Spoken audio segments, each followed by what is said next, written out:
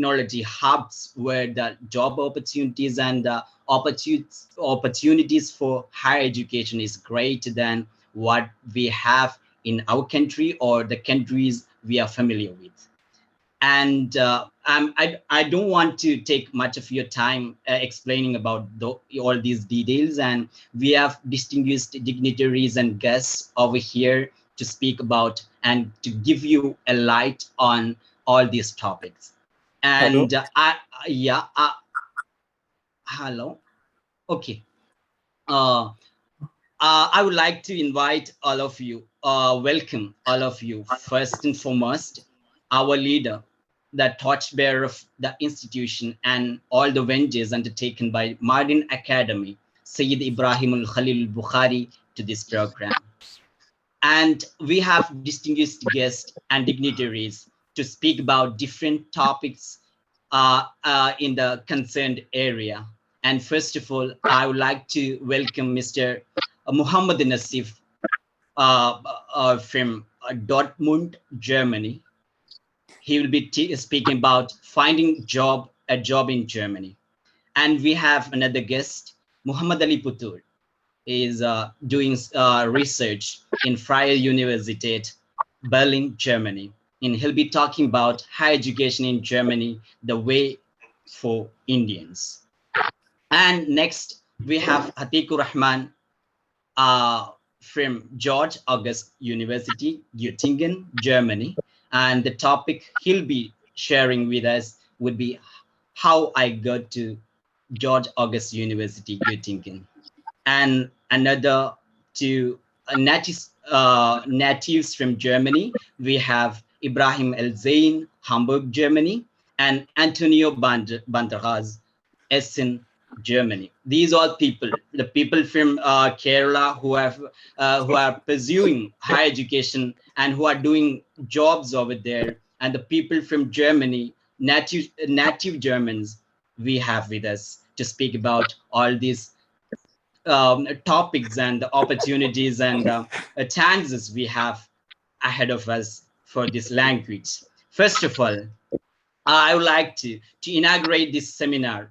I'm extremely delighted to invite Sayyid Ibrahim Khalil al-Bukhari, the chairman, Mardin Academy, General Secretary, Kerala Muslim Jamaat, and one among the 500 world's most influential scholars, who has traveled across the world and understood the pulses of the modern world.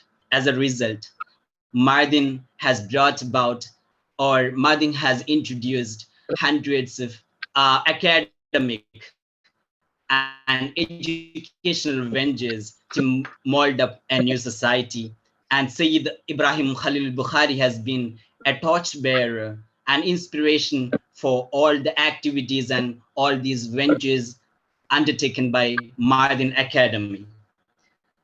With his long vision, years back, he has laid the foundation stones for Mardin Spanish Academy. And some months back, on a beautiful evening like this, we, under the supervision of, yes?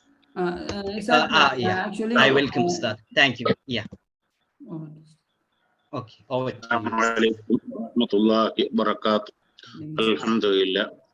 Wassalatu wassalamu ala rasulillah wa ala alihi wa sahbihi al-faizina biridallah amma ba'd. Fa'udhu billahi minasy syaithanir rajim. Bismillahirrahmanirrahim. Qabalaka rasulun nabiyul karim. Alhamdulillah rabbil alamin. പ്രിയപ്പെട്ട doctor Zubair Ishaq Ramassery, പ്രിയപ്പെട്ട വിവിധ രാജ്യങ്ങളിൽ നിന്നുള്ള വ്യക്തിത്വങ്ങൾ, ഒരു പുതിയ സംരംഭം അല്ല, മാസങ്ങളായി മൈദിൻ അക്കാദമിക്ക് കീഴിൽ ജർമ്മൻ ലാംഗ്വേജ് അൽഹംദുലില്ലാ ഓൺലൈനിലായി കുട്ടികൾക്ക് പഠിപ്പിച്ചു കൊടുക്കുന്നു. ഫോറിൻ ലാംഗ്വേജ് പ്രസക്തി വളരെ വളരെ വർദ്ധിച്ചു വരികയാണ്. പ്രത്യേകിച്ച് സ്പാനിഷ്, ഫ്രഞ്ച്, ജർമ്മൻ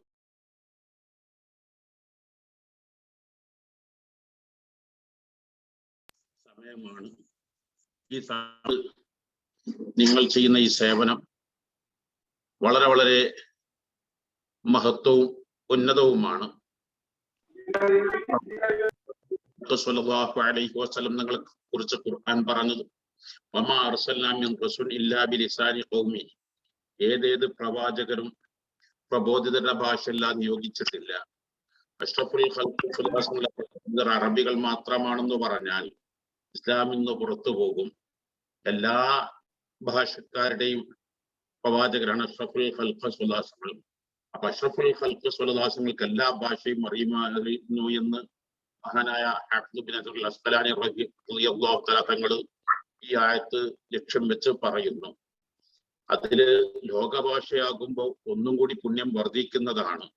ഇൻഷാ അല്ലാഹ് ഇതൊരു ഇബാദത്തായി കണ്ട് നിങ്ങൾ എല്ലാവരും നന്നായി പഠിച്ച് എല്ലാവിധ ഖൈറും നൽകുക. അൽഹംദുലില്ലാ ഈ ജർമ്മൻ ലാംഗ്വേജ് പഠിക്കുന്നതിലും പഠിപ്പിക്കുന്നതിലും നിറഞ്ഞു നിൽക്കുന്ന പ്രിയപ്പെട്ട സിനാൻ ജലീൽ സഖാഫിയുടെ മകൻ, അവരുടെ ഉമ്മ ജലീൽ സഖാഫിയുടെ ഉമ്മ ഇന്നലെ രാത്രി മരണപ്പെട്ടു. അവരുടെ ഖബർ സ്വർഗമാക്കണേ അല്ലാഹ്, വിശാലമാക്കണേ അല്ലാഹ്, നിങ്ങൾ സ്വർഗത്തിൽ ഒരുമിച്ച് കൂട്ടേ അല്ലാഹ്. എല്ലാവരും അവരുടെ പേരിൽ ഖത്മ് ഓതണമെന്ന് പറഞ്ഞു ബിസ്മില്ലാഹിർ റഹ്മാനിർ റഹീം എന്ന മഹൽ വാക്യത്തോടെ ഈ മഹത്തായ സംരംഭം ഉദ്ഘാടനം ചെയ്ത് അറിയിച്ച് അസ്സലാമു അലൈക്കും വറഹ്മത്തുള്ളാഹി വബറകാതുഹു. വലൈക്കും അസ്സലാം വറഹ്മത്തുള്ളാഹി തആല വബറകാതുഹു. വളരെ വളരെ സന്തോഷം. നമ്മളുടെ ഈ എളിയ ഈ പ്രോഗ്രാം ഉസ്താദിന്റെ തിരക്ക് പിടിച്ച ഷെഡ്യൂളിനിടയിലും കുറച്ച് സമയം കണ്ടെത്തി നമുക്ക് വേണ്ട നിർദ്ദേശങ്ങൾ നൽകി നമ്മളെ പ്രോഗ്രാം ഉദ്ഘാടനം ചെയ്ത് നമ്മൾ വേണ്ട രീതിയിൽ സന്തോഷിപ്പിച്ച ഉസ്താദിന് സർവ്വ സന്തോഷങ്ങളും അറിയിക്കുന്നു. അതോടുകൂടി അല്ലാഹു തആല ഉസ്താദ് സൂചിപ്പിച്ച രീതിയിൽ ഈ സൽക്കർമ്മങ്ങളൊക്കെ സ്വീകരിച്ച് ഇതൊരു ഹസനാത്തിന്റെ ഗണത്തിൽ അല്ലാഹു ഉൾപ്പെടുത്തി നമ്മളെല്ലാവരെയും വിജയികളിൽ ഉൾപ്പെടുത്തട്ടെ എന്ന് ദുആ ചെയ്ത് ഉസ്താദിന് സർവ്വ സന്തോഷങ്ങളും അറിയിക്കുന്നു. അസ്സലാമു അലൈക്കും വറഹ്മത്തുള്ളാഹി വബറകാതുഹു.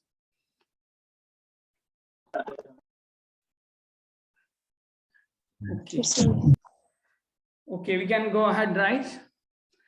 So we are shifting to our English language because some of our participants are from out of Kerala, and some of the speakers also are non-Malayalis. So one of our speakers, Atik, is basically from UP, and two of our speakers are native Germans. So it won't look nice if we converse in our mother tongue. So I'm shifting, and to our non-Malayalis, the inaugurator was our chairman Sayyid Ibrahim Khalilul Bukhari. He is one of the leading leaders, religious spiritual leaders from Kerala. He is named among 500 most influential Muslims over the world. And he is General Secretary of Muslim Jamaat in Kerala. So he is heading this institute. This institute, Madin Academy, was established way back in 1996 in a humble manner. Now it has flourished to be having 33 sister institutions under this. So in a span of 20-23 years, Madin could flourish and grow to this much. We thank to sincere, dedicated efforts of Sayyid Ibrahim Khalil Bukhari. So back to our program. Now, as our first speaker, we have Nasif from Dortmund. So he will be speaking, excuse me.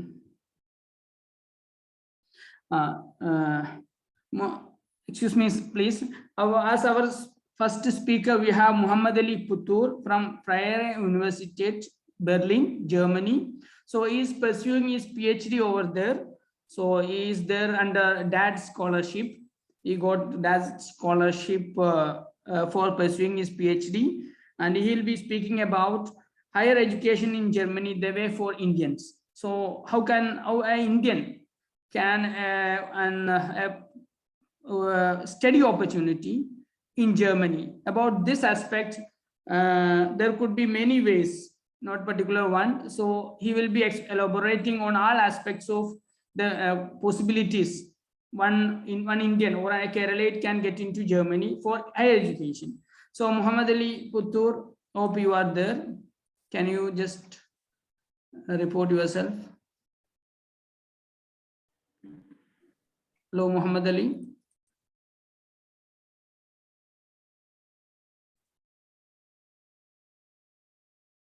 Excuse me then. Muhammad Ali, it seems he could not make himself available for now. So Nasif. Hello. Assalamu Hello, alaikum. Nasif. Okay. So excuse me, before Nasif start, let me introduce himself. Nasif is basically from Kerala, but he has been in Germany for almost 7 years. So he's an IT professional over there. He has done his master's, I think master's in Germany, and he is working over there for a couple of years as IT professional in Dortmund. So he will be speaking about how to find a job in Germany. That would be one of the concerns of our current communities, because we have been looking up to Gulf countries for a quite long time. Now the economic situations force us to think otherwise. So we have many possibilities in Germany and other surrounding countries. So Nasif will be shedding the light over these opportunities and possibilities. Over to you, Nasif. Okay. First of all, thanks to give this opportunity, especially Martin Academy, Martin Deutsch Institute. Yeah, I'm very happy to hear. So I'm not going to a deep introduction because our time is very limited. So I would like to go directly to the topic. Okay. First Nasif, of all, sorry to interrupt. If you are comfort, so 90% of our audience are Malayalis. If you are comfortable with speaking in Malayalam, because student audience may be okay to hear Malayalam. They may prefer to hear Malayalam. So that is up to you whether to speak in English or Malayalam. Okay, no problem. We can switch the language. I would like to also prefer Malayalam. First of all, I will introduce myself. My name is Muhammad Nasif. I'm working here since 2017. After my study, I came here 2014. So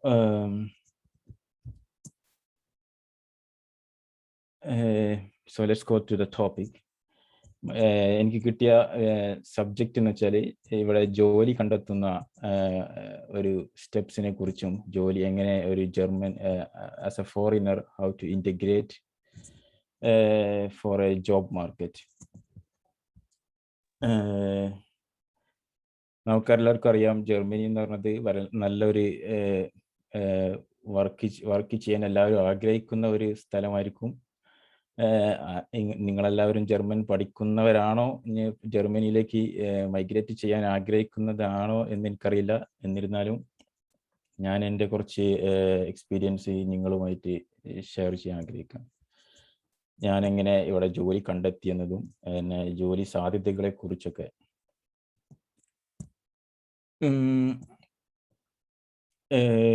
Most of company 75 to 80% of companies അവരുടെ local language എന്ന് പറയുന്നത് German language ആയിരിക്കും. Means അവരുടെ company language like organisation language ഇത് German ലാംഗ്വേജിലായിരിക്കും. ബാക്കി ഒരു 25% of കമ്പനിയാണ് internationally they are like speaking English language. So without German language, finding a job, it's very hard task. Like I know in myself, after my study, I'm like, I have a lot of struggle to get a find job here, because I don't have German, and I didn't invest a lot of time for learn German during my studies. Sorry, ഈ മലയാളം ഇംഗ്ലീഷും mix ചെയ്യുന്നോണ്ട് ആർക്കും പ്രശ്നം ഉണ്ടാവില്ല എന്ന് വിചാരിക്കുകയാണ്. ഇല്ല, നിങ്ങൾ കംഫർട്ടായിട്ട് മലയാളത്തിൽ സംസാരിക്കാൻ നിങ്ങൾക്ക് സൗകര്യം തോന്നുന്നില്ല. നമുക്കും കേൾക്കാൻ അതാണ് അതിന്റെ നമ്മൾ ഫീൽ കിട്ടാൻ. അപ്പൊ നിങ്ങൾ മലയാളത്തിൽ സംസാരിക്കായിരിക്കും നല്ലല്ലേ, നമുക്ക് ആ ഫീൽ കിട്ടാൻ.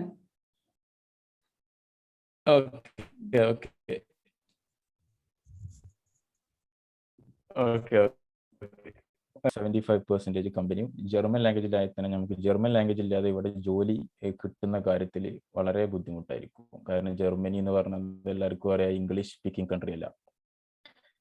അപ്പോൾ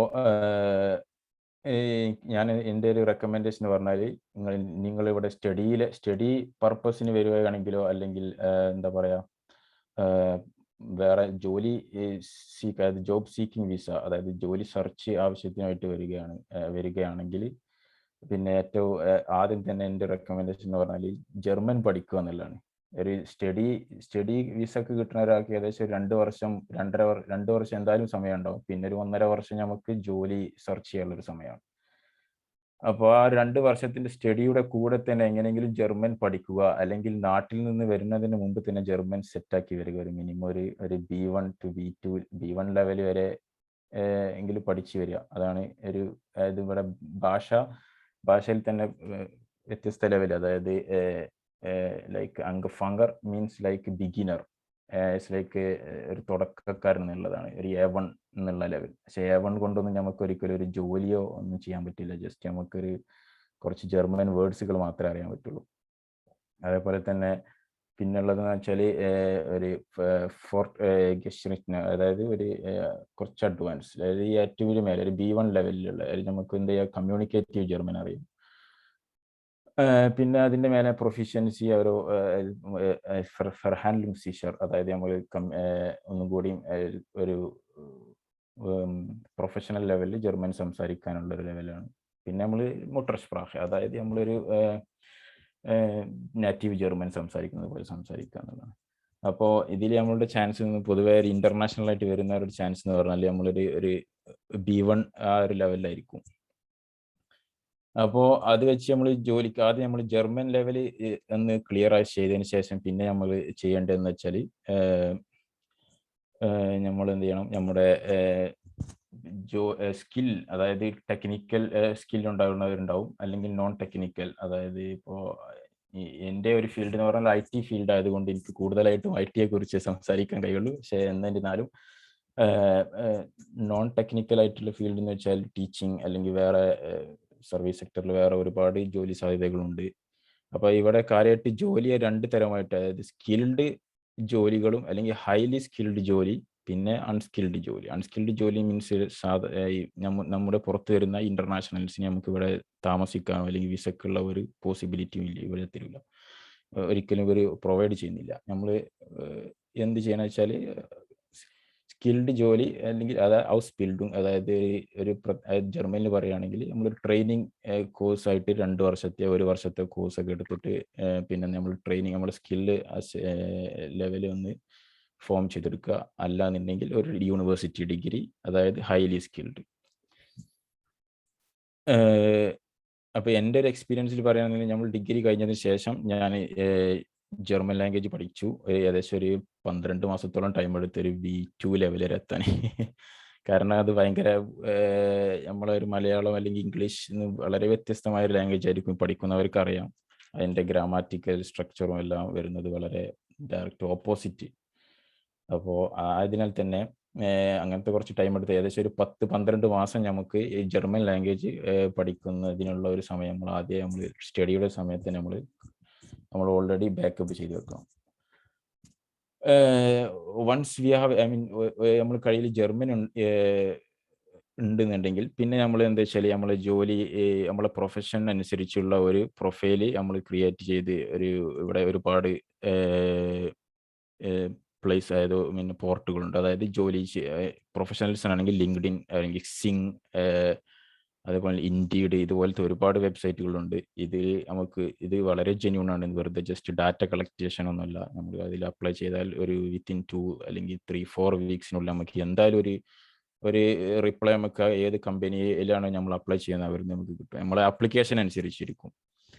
അപ്പോൾ നമ്മളുടെ പ്രൊഫൈലുകൾ മാക്സിമം എവിടെയൊക്കെയാണോ മാക്സിമം ഉൾക്കൊള്ളിക്കാൻ പറ്റുക, അതായത് ഇതുപോലത്തെ സോഷ്യൽ നെറ്റ്വർക്സിലോ അല്ലെങ്കിൽ പിന്നെ ഇവിടെ അഗൻഡർ ഫോർ ആർബൈറ്റ്, അതായത് ഏജൻസി, ജോബിന്, അതായത് ജർമ്മൻ ഗവൺമെന്റിന്റെ കീഴിൽ തന്നെ ജോബ് കണ്ടെത്തി തരാൻ ഒരു പ്രത്യേക ജോബ് സെന്ററുകളുണ്ട്.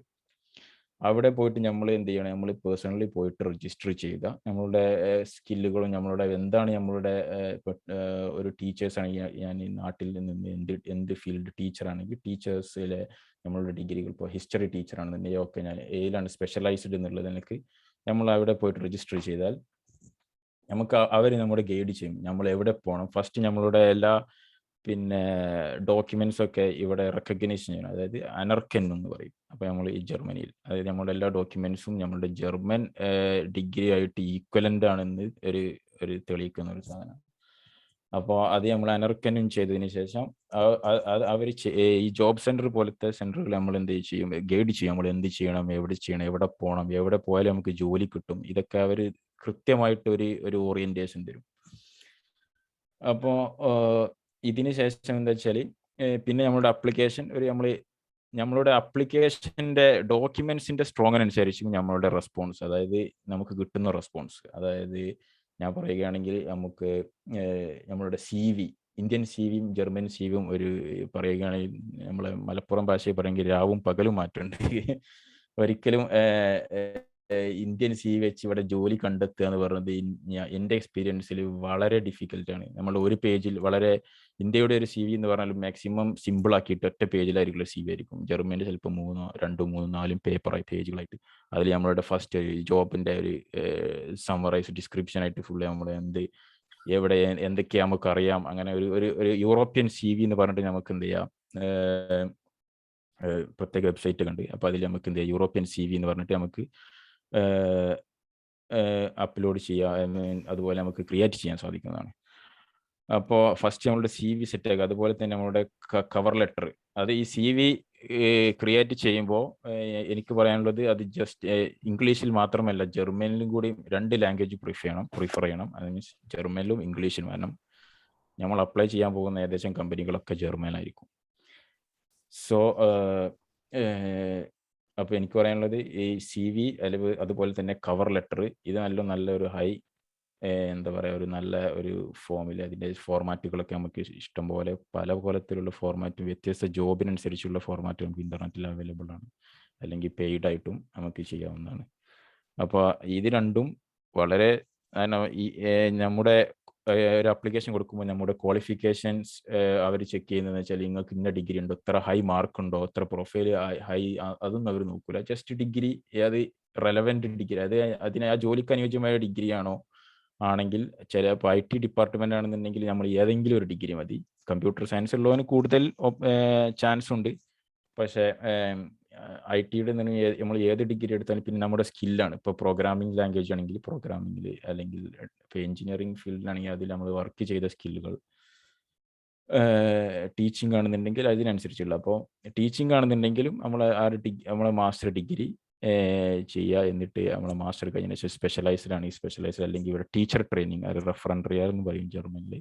അപ്പോൾ അങ്ങനെ ടീച്ചർ ട്രെയിനിങ് ചെയ്ത, സാധാരണ ഇവിടെ ഒരു ജർമ്മൻ വ്യക്തി ഒരു ടീച്ചർ ആവണമെന്നുണ്ടെങ്കിൽ ഏകദേശം 7 years എടുക്കും. നമ്മളെ നാട്ടിൽ നിന്ന് നമ്മൾ ഡിഗ്രി, സാധാ പോസ്റ്റ് ഡിഗ്രി ഒക്കെ കഴിഞ്ഞ് വരുമ്പോൾ ഏകദേശം അത്ര തന്നെ എടുക്കുന്നു. അതുകൊണ്ട് നമ്മളെ സർട്ടിഫിക്കറ്റ് എല്ലാം വെച്ചിട്ട് ഇവിടെ ഒരു C2 ടീച്ചിങ് ഫീൽഡിലൂടെ വർക്ക് ചെയ്യണമെങ്കിൽ മിനിമം C2 ലെവൽ അല്ലെങ്കിൽ C1 വളരെ പെർഫെക്റ്റ് ജർമ്മൻ ആയിരിക്കണം.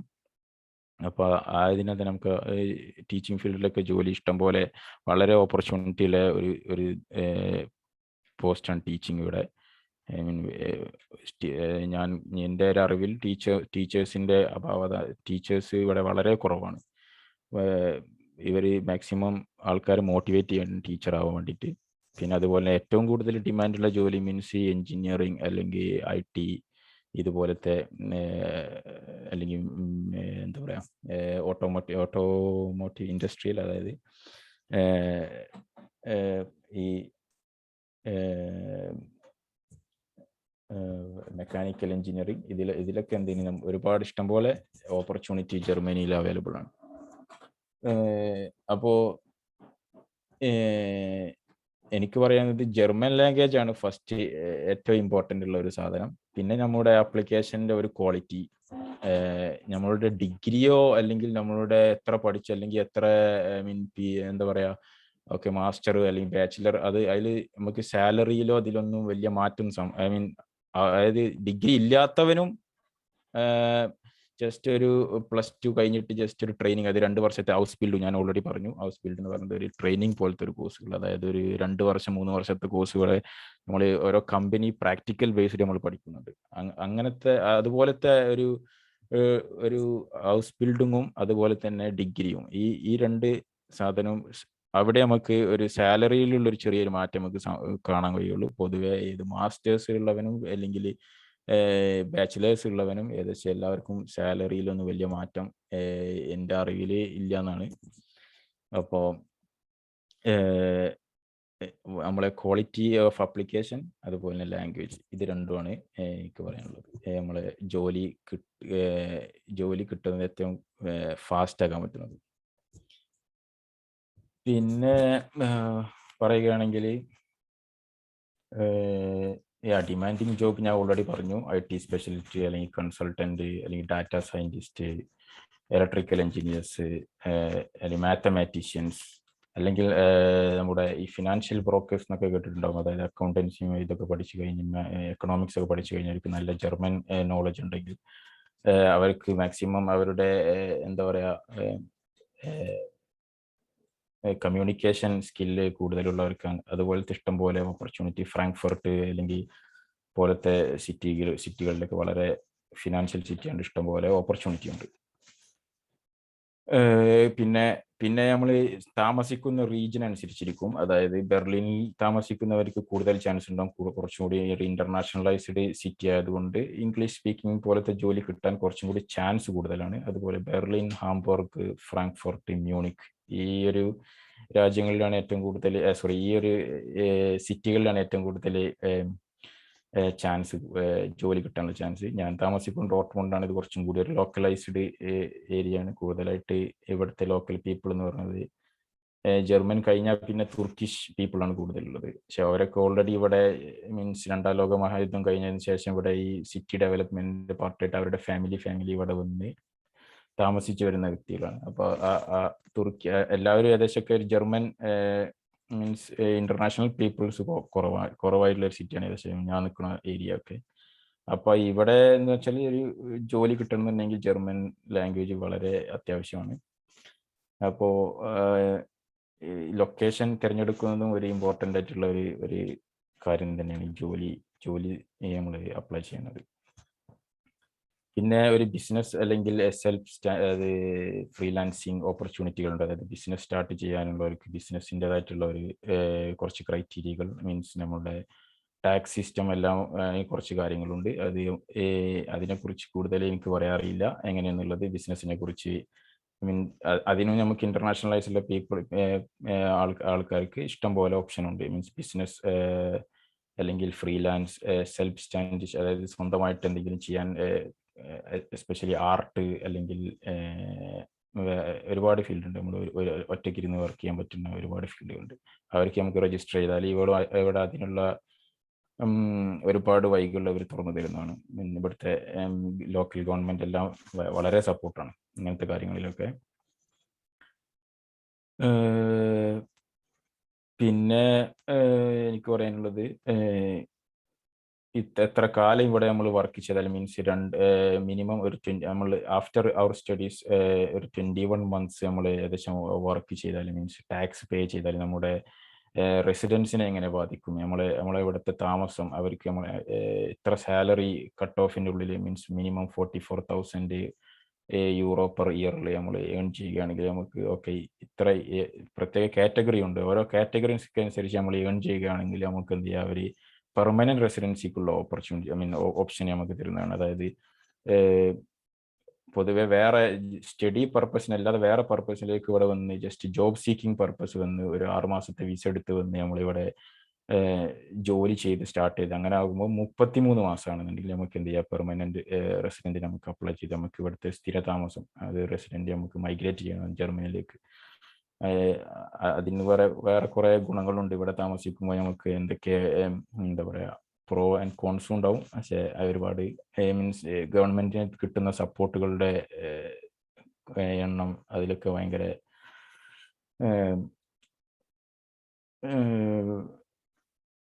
കൂടുതലുണ്ട്. So I think my time is like limited. I'm exceeding I'm taking other people chance also. So I hope you got some points, and if you have some doubts, of course you can ask directly, or like you can ask it our leader Super PM. And I can also like give how I can help. And I would like to conclude my session, and I would like to hand over next guest. I don't know. Okay, Nasib, very we don't know how to thank you. You have detailed almost every aspects of the topic of finding a job in Germany, and we are very much thankful to you. വളരെ ഏകദേശം എല്ലാ ഏരിയയിലും നമുക്ക് അറിഞ്ഞിരിക്കേണ്ട കാര്യങ്ങളെ കുറിച്ച് പറഞ്ഞു. CV ടീച്ചേഴ്സിന്റെ ഒരു സാധ്യതകളെ കുറിച്ച്. പക്ഷെ അവിടെയൊക്കെ C2ന്റെ ഒരു condition, condition. Excuse me,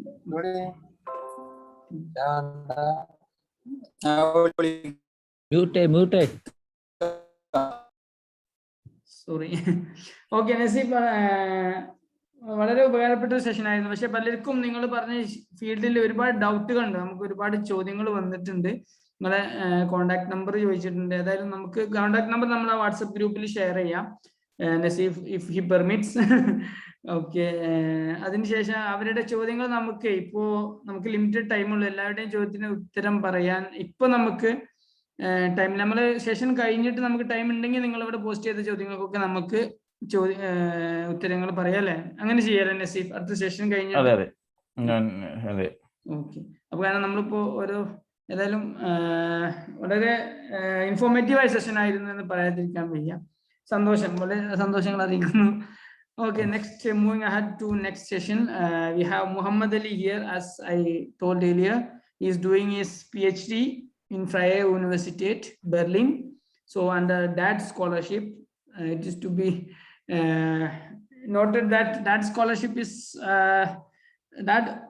an organization which offers or which facilitates exchange of students between German and other countries, not particular to India, to all other countries.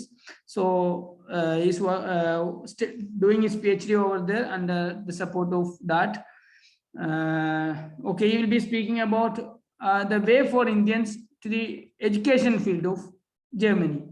So over to you, Muhammad Ali. Thank you very much.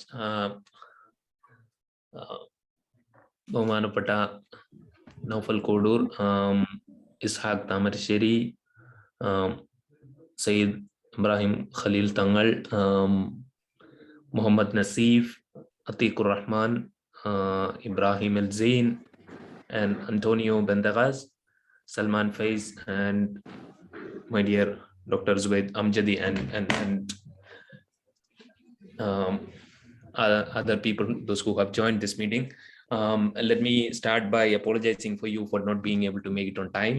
I have had some technical issues connecting to the platform, and I was struggling. Actually, I was supposed to speak in the beginning. I believe that most of the audience are follow Malayalam, and it would be better speaking in Malayalam, right? Okay, so എനിക്ക് എത്ര സമയമാണുള്ളത്? 20 minutes ആണ്. No matter, don't mind if okay. Okay, so ഞാനൊരു 20 minutes maximum 20 മിനിറ്റ്സിനുള്ളിൽ സംസാരിക്കാൻ ശ്രമിക്കാം. ഒരു 15-17 minutes ആകുമ്പോൾ ഒന്ന് ഓർമ്മിപ്പിച്ചാൽ I'll conclude on time. I don't want to take others' time.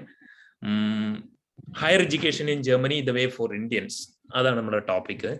So basically, higher education എന്ന് പറഞ്ഞു കഴിഞ്ഞാല് basic education എന്ന് പറയുന്നത് primary school, high school, and then pre-university course. നമ്മുടെ നാട്ടിൽ +2 എന്ന് പറയുന്ന കോഴ്സ്. അതിനുശേഷമുള്ള യൂണിവേഴ്സിറ്റി എഡ്യൂക്കേഷൻ തുടങ്ങുന്നത് മുതലാണ് നമ്മൾ സാധാരണഗതിയിൽ ഹയർ സെക്കൻഡറി സ്കൂൾ അല്ലെങ്കിൽ ഹയർ എഡ്യൂക്കേഷൻ എന്ന് പൊതുവിൽ വിളിക്കുന്നത്. അപ്പൊ ഹൈസ്കൂൾ കഴിഞ്ഞതിന് ശേഷം നമ്മളെ നാട്ടിൽ +2 ആണ്. അതിനുശേഷമുള്ള ഹയർ എഡ്യൂക്കേഷനിൽ പൊതുവിൽ ബാച്ചിലേഴ്സ്, മാസ്റ്റേഴ്സ്, PhD, ഇത് മൂന്നുമാണ് ഞാൻ പൊതുവിൽ ഹയർ എഡ്യൂക്കേഷൻ എന്ന നിലയിൽ ഈ 3 മേഖലയിലേക്ക് എങ്ങനെയൊക്കെ ആസ് എൻ ഇന്ത്യൻ സ്റ്റുഡൻറ് നമുക്ക് ജർമ്മനിയിൽ അഡ്മിഷൻ എടുക്കാനും അതിനുശേഷം ഇവിടെ ഒരു എഡ്യൂക്കേഷൻ കരിയർ ഫോളോ ചെയ്യാനും കഴിയുന്നതിനെ കുറിച്ചാണ് ഞാൻ സംസാരിക്കാൻ ഉദ്ദേശിക്കുന്നത്. So first comes bachelors. Bachelors ചെയ്യാൻ നമ്മളെ നാട്ടിലുള്ള ഒരു റിക്വയർമെന്റ് എന്ന് പറയുന്നത് ബേസിക് ക്വാളിഫിക്കേഷൻ +2 ആണ്. +2-നെ നമ്മളെ നാട്ടിൽ മുമ്പ് വിളിച്ചുകൊണ്ടിരുന്നത് പ്രീ ഡിഗ്രി കോഴ്സ് എന്നാണ്, PDC. ഇപ്പം വളരെ കുറച്ചു കാലമായിട്ടാണ് അത് +2 എന്ന നിലയിൽ നമ്മുടെ സ്കൂളിംഗ് സിസ്റ്റത്തിന്റെ ഭാഗമാക്കി മാറ്റിയിട്ടുള്ളത്. അതുപോലെ ജർമ്മനിയിൽ ഹൈസ്കൂൾ കഴിഞ്ഞാൽ ഹൈസ്കൂൾ കഴിഞ്ഞിട്ടാണ് ആളുകൾ ബാച്ചിലേഴ്സിന് പോകുന്നത്. പക്ഷേ ഒരു ഫോറിൻ കൺട്രിയിൽ നിന്ന് വരുന്ന ഒരാൾക്ക്, ഒരു നോൺ ജർമ്മൻ അല്ലെങ്കിൽ നോൺ യൂറോപ്യൻ കൺട്രിയിൽ നിന്ന് വരുന്ന ഒരാൾക്ക് ജർമ്മനിയിലോട്ട് വരുമ്പം ഇവിടെ ബാച്ചിലേഴ്സ് ചെയ്യാൻ നമ്മുടെ നാട്ടിലുള്ള +2 മതിയാകില്ല. ബിക്കോസ് ഇവിടുത്തെ ഒരു പ്രീ സ്കൂളിംഗ് സിസ്റ്റം എന്ന് പറയുന്നത് 3 years കോഴ്സാണ്. നമ്മുടെ നാട്ടിൽ +2 2 വർഷത്തെ കോഴ്സാണ്. അതുകൊണ്ട് തന്നെ ഒരു 9 to 12 months ഉള്ള ഒരു ബ്രിഡ്ജിങ് കോഴ്സ് എന്ന് പറയും. അതായത് സ്കൂളിംഗ് സിസ്റ്റത്തിൽ നിന്നും യൂണിവേഴ്സിറ്റി സിസ്റ്റത്തിലേക്കുള്ള ഒരു ബ്രിഡ്ജിങ് കോഴ്സ് ആയിട്ട്. Hallo? Wir wollten fragen, wann wir loslegen können. Wir müssen nämlich gleich gehen. Wenn ihr noch reden wollt, dann muss es gleich schnell gehen. Ich bin Antonio. Hallo Antonio. Super. Hallo Ibrahim. Ja, entschuldigen Sie bitte, wir sprechen in unserer Muttersprache. So, es tut uns leid. Sie können ein bisschen spät sprechen, okay? Okay.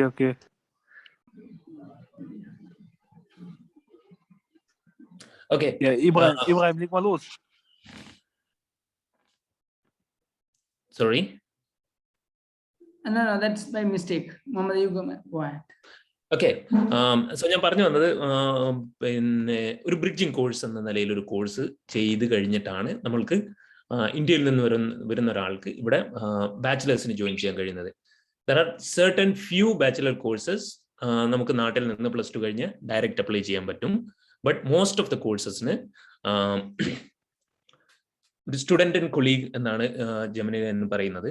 Student and കൊളീഗിൽ 9 to 12 months ഒരു course ചെയ്യണം. ആ course നമ്മളെ നാട്ടിലെ +2 stream പോലെ തന്നെ social science, humanities, arts, commerce, medical science, engineering, ഇങ്ങനെ വ്യത്യസ്തങ്ങളായ സ്ട്രീമുകൾക്ക് വ്യത്യസ്തങ്ങളായ സ്റ്റുഡന്റ് കൊളീഗുകളുണ്ട്. അപ്പം ജസ്റ്റ് ഒരു ഗൂഗിൾ സെർച്ചിൽ തന്നെ ഏതൊക്കെ സ്റ്റുഡന്റ് കൊളീഗുകൾ ഉണ്ട് എന്നുള്ളത് നമുക്ക് കാണാൻ കഴിയും. അതുപോലെ ജർമ്മനിയിലെ എല്ലാ സിറ്റികളിലും സ്റ്റുഡന്റ് ആൻഡ് കൊളീഗുകൾ വർക്ക് ചെയ്യുന്നുണ്ട്. ഒരുവിധം എല്ലാ യൂണിവേഴ്സിറ്റികൾക്കും അറ്റാച്ച്ഡ് ആയിട്ട് ഒരു സ്റ്റുഡന്റ് ആൻഡ് കൊളീഗ് ഉണ്ടാകും. അപ്പോൾ +2 കഴിഞ്ഞ ഒരാൾക്ക് ഒരു 9 to 12 months student and colleague attend ചെയ്തതിന് ശേഷമാണ് ബാച്ചിലേഴ്സ് ചെയ്യാൻ കഴിയുക. സ്റ്റുഡന്റ് ആൻഡ് കൊളീഗ് ചെയ്യുന്നതിന് മറ്റൊരു ക്രൈറ്റീരിയ എന്ന് പറയുന്നത് ജർമ്മൻ ലാംഗ്വേജ് നോളജ് ഉണ്ടായിരിക്കണം എന്നുള്ളതാണ്. Minimum B1 level German language proficiency ഉള്ള ആളുകൾക്കാണ് സ്റ്റുഡന്റ് ആൻഡ് കൊളീഗ് അറ്റൻഡ് ചെയ്യാൻ കഴിയുക.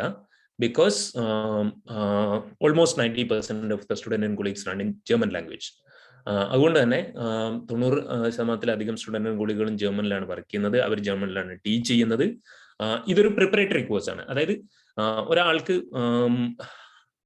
മെഡിക്കൽ സയൻസിൽ ബാച്ചിലേഴ്സ് ചെയ്യാൻ താല്പര്യമുള്ള ആൾക്ക് അതുമായി റിലേറ്റഡ് ആയിട്ടുള്ള സ്റ്റുഡൻ്റ് ആൻഡ് കൊളീഗ് ആണ് ചെയ്യേണ്ടി വരിക. അല്ലെങ്കിൽ കോമേഴ്സ് റിലേറ്റഡ് ആയിട്ടൊരു സബ്ജക്റ്റിൽ ബാച്ചിലേഴ്സ് ചെയ്യേണ്ട ഒരാൾക്ക് കൊമേഴ്സ് റിലേറ്റഡ് ആയിട്ടുള്ള ഒരു പ്രിപ്പറേറ്ററി കോഴ്സ് ആയിട്ടുള്ള സ്റ്റുഡൻ്റ് ആൻഡ് കൊളീഗിൽ അറ്റൻഡ് ചെയ്യേണ്ടി വരും.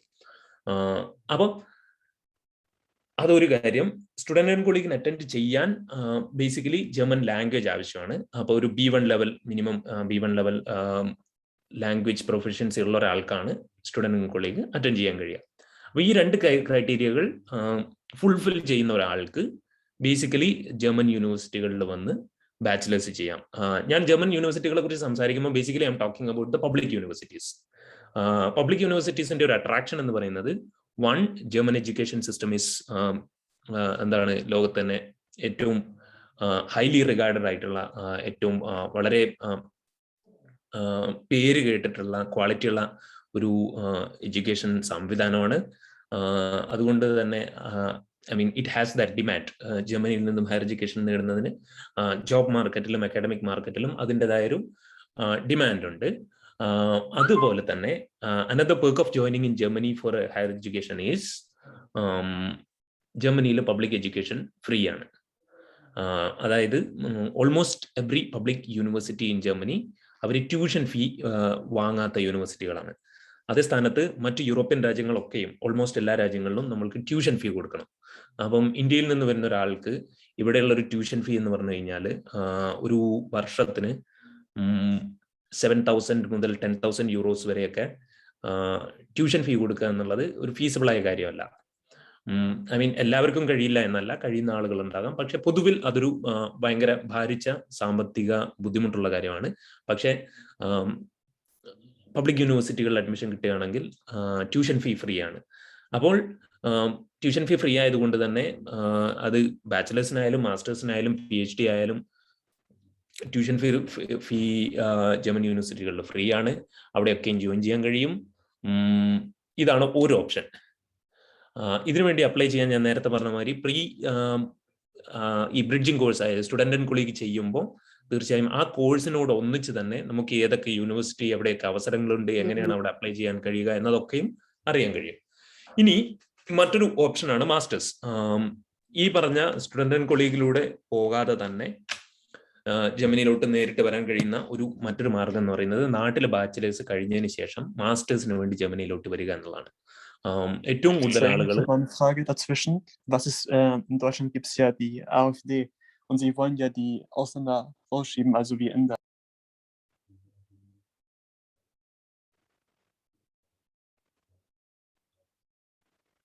പിന്നെ നെക്സ്റ്റ് മറ്റൊരു ഓപ്ഷൻ എന്ന് പറയുന്നത് മാസ്റ്റേഴ്സ് ആണ്. മാസ്റ്റേഴ്സിന് ജോയിൻ ചെയ്യാനാണ് കൂടുതൽ ആളുകൾ ഇന്ത്യയിൽ നിന്ന് വരുന്നത്. നേരത്തെ പറഞ്ഞതുപോലെ തന്നെ എല്ലാ സ്ട്രീമുകളിലും മാസ്റ്റേഴ്സ് കോഴ്സുകൾ ജർമ്മനിയിൽ അവൈലബിൾ ആണ്. Engineering, medical science, social science, humanities, arts, languages, ഇങ്ങനെ ഒട്ടനവധി വിഷയങ്ങളിൽ നാട്ടിലുള്ള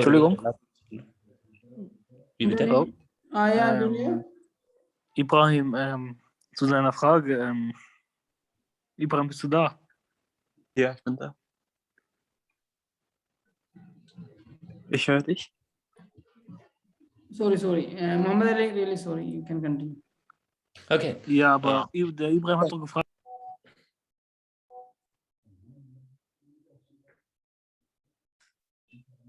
Hello? Yeah, please. Okay. So ഞാൻ മാസ്റ്റേഴ്സിനെ കുറിച്ചാണ് ഇപ്പോൾ പറഞ്ഞു വന്നത്. ഏറ്റവും കൂടുതൽ ഇന്ത്യയിൽ നിന്നും ആളുകൾ ജർമ്മനിയിലോട്ട് വിദ്യാഭ്യാസത്തിന് വരുന്ന, ഹയർ എഡ്യൂക്കേഷന് വരുന്നത് മാസ്റ്റേഴ്സിനാണ്.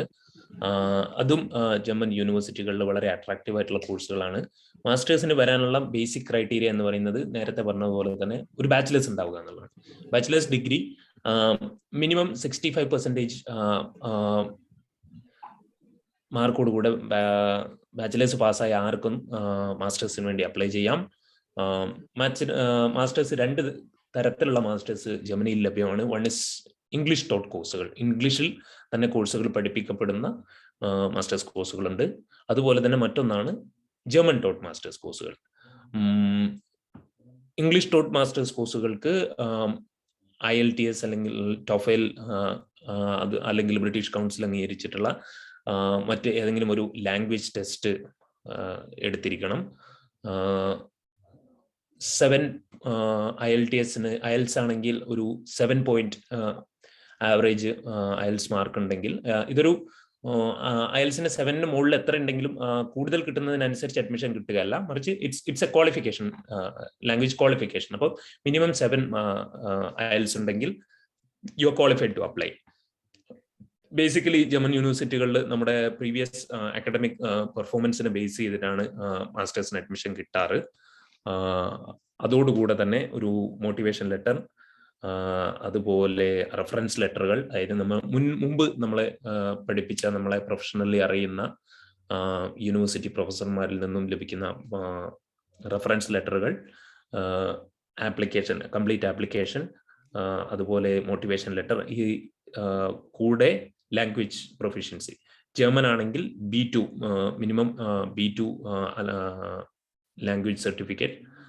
ഇംഗ്ലീഷിൽ പഠിപ്പിക്കുന്ന കോഴ്സുകളാണെങ്കിൽ മിനിമം IELTS 7 പോയിന്റ് കിട്ടുന്ന ഇംഗ്ലീഷ് ലാംഗ്വേജ്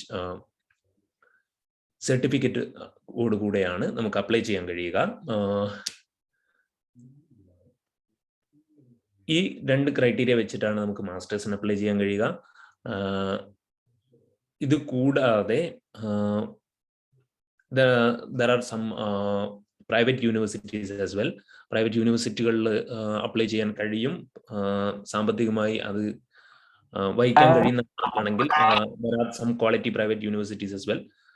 പക്ഷേ I would suggest and encourage you all to prepare and apply for the public university. പിന്നെയുള്ളത് ഒരു ഓപ്ഷനാണ് PhD. PhDക്ക് വരുന്നത്, ഞാനിപ്പോൾ PhDക്കാണ് ഇവിടെ വന്നിട്ടുള്ളത്. അതിനു മുമ്പ് PhD പറയുന്നതിന് മുമ്പ് മാസ്റ്റേഴ്സിനെ കുറിച്ച് ഒരു കാര്യം കൂടെ പറയാനുള്ളത്. there are some universities, എന്നോട് ഇപ്പോൾ ഒരു ലിസ്റ്റ് ചോദിച്ചു കഴിഞ്ഞാൽ പറയാൻ പെട്ടെന്ന് എനിക്ക് കഴിയില്ല. പക്ഷേ some of the German universities അവർ ഈ ഇംഗ്ലീഷ് ലാംഗ്വേജ് കോഴ്സിന് സർട്ടിഫിക്കറ്റിന് പകരമായി ഒരു ഇംഗ്ലീഷ് സ്പീക്കിംഗ് കൺട്രിയിൽ നിന്നും ഒരു ഇംഗ്ലീഷ് സ്പീക്കിംഗ് യൂണിവേഴ്സിറ്റിയുടെ സ്റ്റുഡൻറ്റ് മാസ്റ്റേഴ്സിന് വരികയാണെങ്കിൽ അവർ മുൻപ് ചെയ്ത കോഴ്സ്, അതായത് മാസ്റ്റേഴ്സിന് അപ്ലൈ ചെയ്യുന്ന ഒരാൾ ബാച്ചിലേഴ്സ് ചെയ്തത് കംപ്ലീറ്റ്ലി ഇംഗ്ലീഷിലാണെന്നും പറഞ്ഞുകൊണ്ട് അവർ പഠിച്ച യൂണിവേഴ്സിറ്റിയിൽ നിന്നും ഒരു medium of instruction certificate submit ചെയ്യുകയാണെങ്കിൽ അത് IELTS-ന് പകരമായി സ്വീകരിക്കപ്പെടാറുണ്ട്. അപ്പോൾ India is an English speaking country. ഇന്ത്യയിൽ ഇംഗ്ലീഷ് ഒഫീഷ്യൽ ലാംഗ്വേജ് ആണ്. അതുകൊണ്ട് തന്നെ നമ്മൾ ബാച്ചിലേഴ്സ് ചെയ്തിരിക്കുന്നത് ഇംഗ്ലീഷിലാണെന്നും ആ എക്സാം അറ്റൻഡ് ചെയ്തിട്ടുള്ളത് ഇംഗ്ലീഷിലാണെന്നും സാക്ഷ്യപ്പെടുത്തുന്ന യൂണിവേഴ്സിറ്റിയുടെ കൺട്രോൾ ഓഫ് എക്സാമിനിൽ നിന്ന് നമുക്ക് കിട്ടുന്ന ഒരു മീഡിയം ഓഫ് ഇൻസ്ട്രക്ഷൻ സർട്ടിഫിക്കറ്റ് കിട്ടുകയാണെങ്കിൽ ചില യൂണിവേഴ്സിറ്റികൾ ആ സർട്ടിഫിക്കറ്റ് ലാംഗ്വേജ് സർട്ടിഫിക്കറ്റായി അംഗീകരിക്കുകയും അത് ബേസ് ചെയ്തിട്ട് അഡ്മിഷൻ കൊടുക്കുകയും ചെയ്യാറുണ്ട്. ഇതെങ്ങനെ മനസ്സിലാക്കാമെന്ന് ചോദിച്ചു കഴിഞ്ഞാൽ, ജർമ്മൻ യൂണിവേഴ്സിറ്റികളുടെ ഡാറ്റാ ബാങ്കുകളുണ്ട്. നമ്മൾ ഗൂഗിളിൽ തന്നെ കീവേഡുകൾ വെച്ച് സെർച്ച് ചെയ്താൽ തന്നെ നമുക്ക് യൂണിവേഴ്സിറ്റികൾ കിട്ടും. Best way to start searching for a university is ജർമ്മനിയിലെ സിറ്റികളെ കുറിച്ച് നിങ്ങൾ സെർച്ച് ചെയ്യുക. Munich, Leipzig, Hamburg, Göttingen, Heidelberg, Berlin, ഇങ്ങനെ സ്റ്റുട്ട്ഗാർട്ട്, എർഫോർഡ്, ഇങ്ങനെ ഒട്ടനവധി സിറ്റികളുണ്ട്. ബെർലിനിലെ ജർമ്മനിയിലെ സിറ്റികൾ ഏതൊക്കെയാണെന്നുള്ളത് സെർച്ച് ചെയ്താൽ ആർക്കും കിട്ടാൻ കഴിയുന്നതാണ്. ഈ എല്ലാ സിറ്റികളിലും മിനിമം ഒരു യൂണിവേഴ്സിറ്റി എങ്കിലും ഉണ്ട്, ഒരു പബ്ലിക് യൂണിവേഴ്സിറ്റി എങ്കിലും മിനിമം ഉണ്ട്. University of Leipzig, university of Hamburg, university of Heidelberg, George Augustus university Gottingen, Humboldt university Berlin, Frei university Berlin, ഇങ്ങനെ ഒട്ടനവധി യൂണിവേഴ്സിറ്റികളുണ്ട്. ആ യൂണിവേഴ്സിറ്റികളുടെ വെബ്സൈറ്റിൽ സ്വന്തമായി പോയി ആപ്ലിക്കേഷൻ്റെ ക്രൈറ്റീരിയകൾ സെർച്ച് ചെയ്യുന്നതിലൂടെ നമുക്ക് കിട്ടുന്ന ഒരു നോളജ് ആൻഡ് കോൺഫിഡൻസ്, അത് നമ്മളൊരു ഏതെങ്കിലും ഏജൻസികൾ മുഖേന വന്നു കഴിഞ്ഞാൽ നമുക്ക് കിട്ടുകയില്ല. അത് ഒരു യൂണിവേഴ്സിറ്റിയുടെ ആപ്ലിക്കേഷൻ പ്രോസസ്സ് നമ്മൾ സ്വന്തമായി ചെയ്തു നോക്കിക്കഴിഞ്ഞാൽ തീർച്ചയായും മറ്റ് യൂണിവേഴ്സിറ്റികൾക്കൊക്കെ അപ്ലൈ ചെയ്യുന്നതിൽ ചെറിയ ചെറിയ മാറ്റങ്ങൾ മാത്രമേ ഉണ്ടാവുകയുള്ളൂ. അങ്ങനെ 1-2 യൂണിവേഴ്സിറ്റികളുടെ നമ്മൾ സ്വന്തമായി അപ്ലൈ ചെയ്യാൻ ശ്രമിക്കുകയാണെങ്കിൽ തീർച്ചയായും application process is not a big deal എന്ന് നമുക്ക് മനസ്സിലാകുകയും നാട്ടിൽ പ്രവർത്തിക്കുന്ന ഒട്ടനവധി റിക്രൂട്ടിംഗ് ഏജൻസികൾ അല്ലെങ്കിൽ അഡ്മിഷൻ നൽകുന്ന ഏജൻസികളെ ഡിപ്പെൻഡ് ചെയ്യാതെ തന്നെ അവർക്ക് ലക്ഷങ്ങൾ നമ്മൾ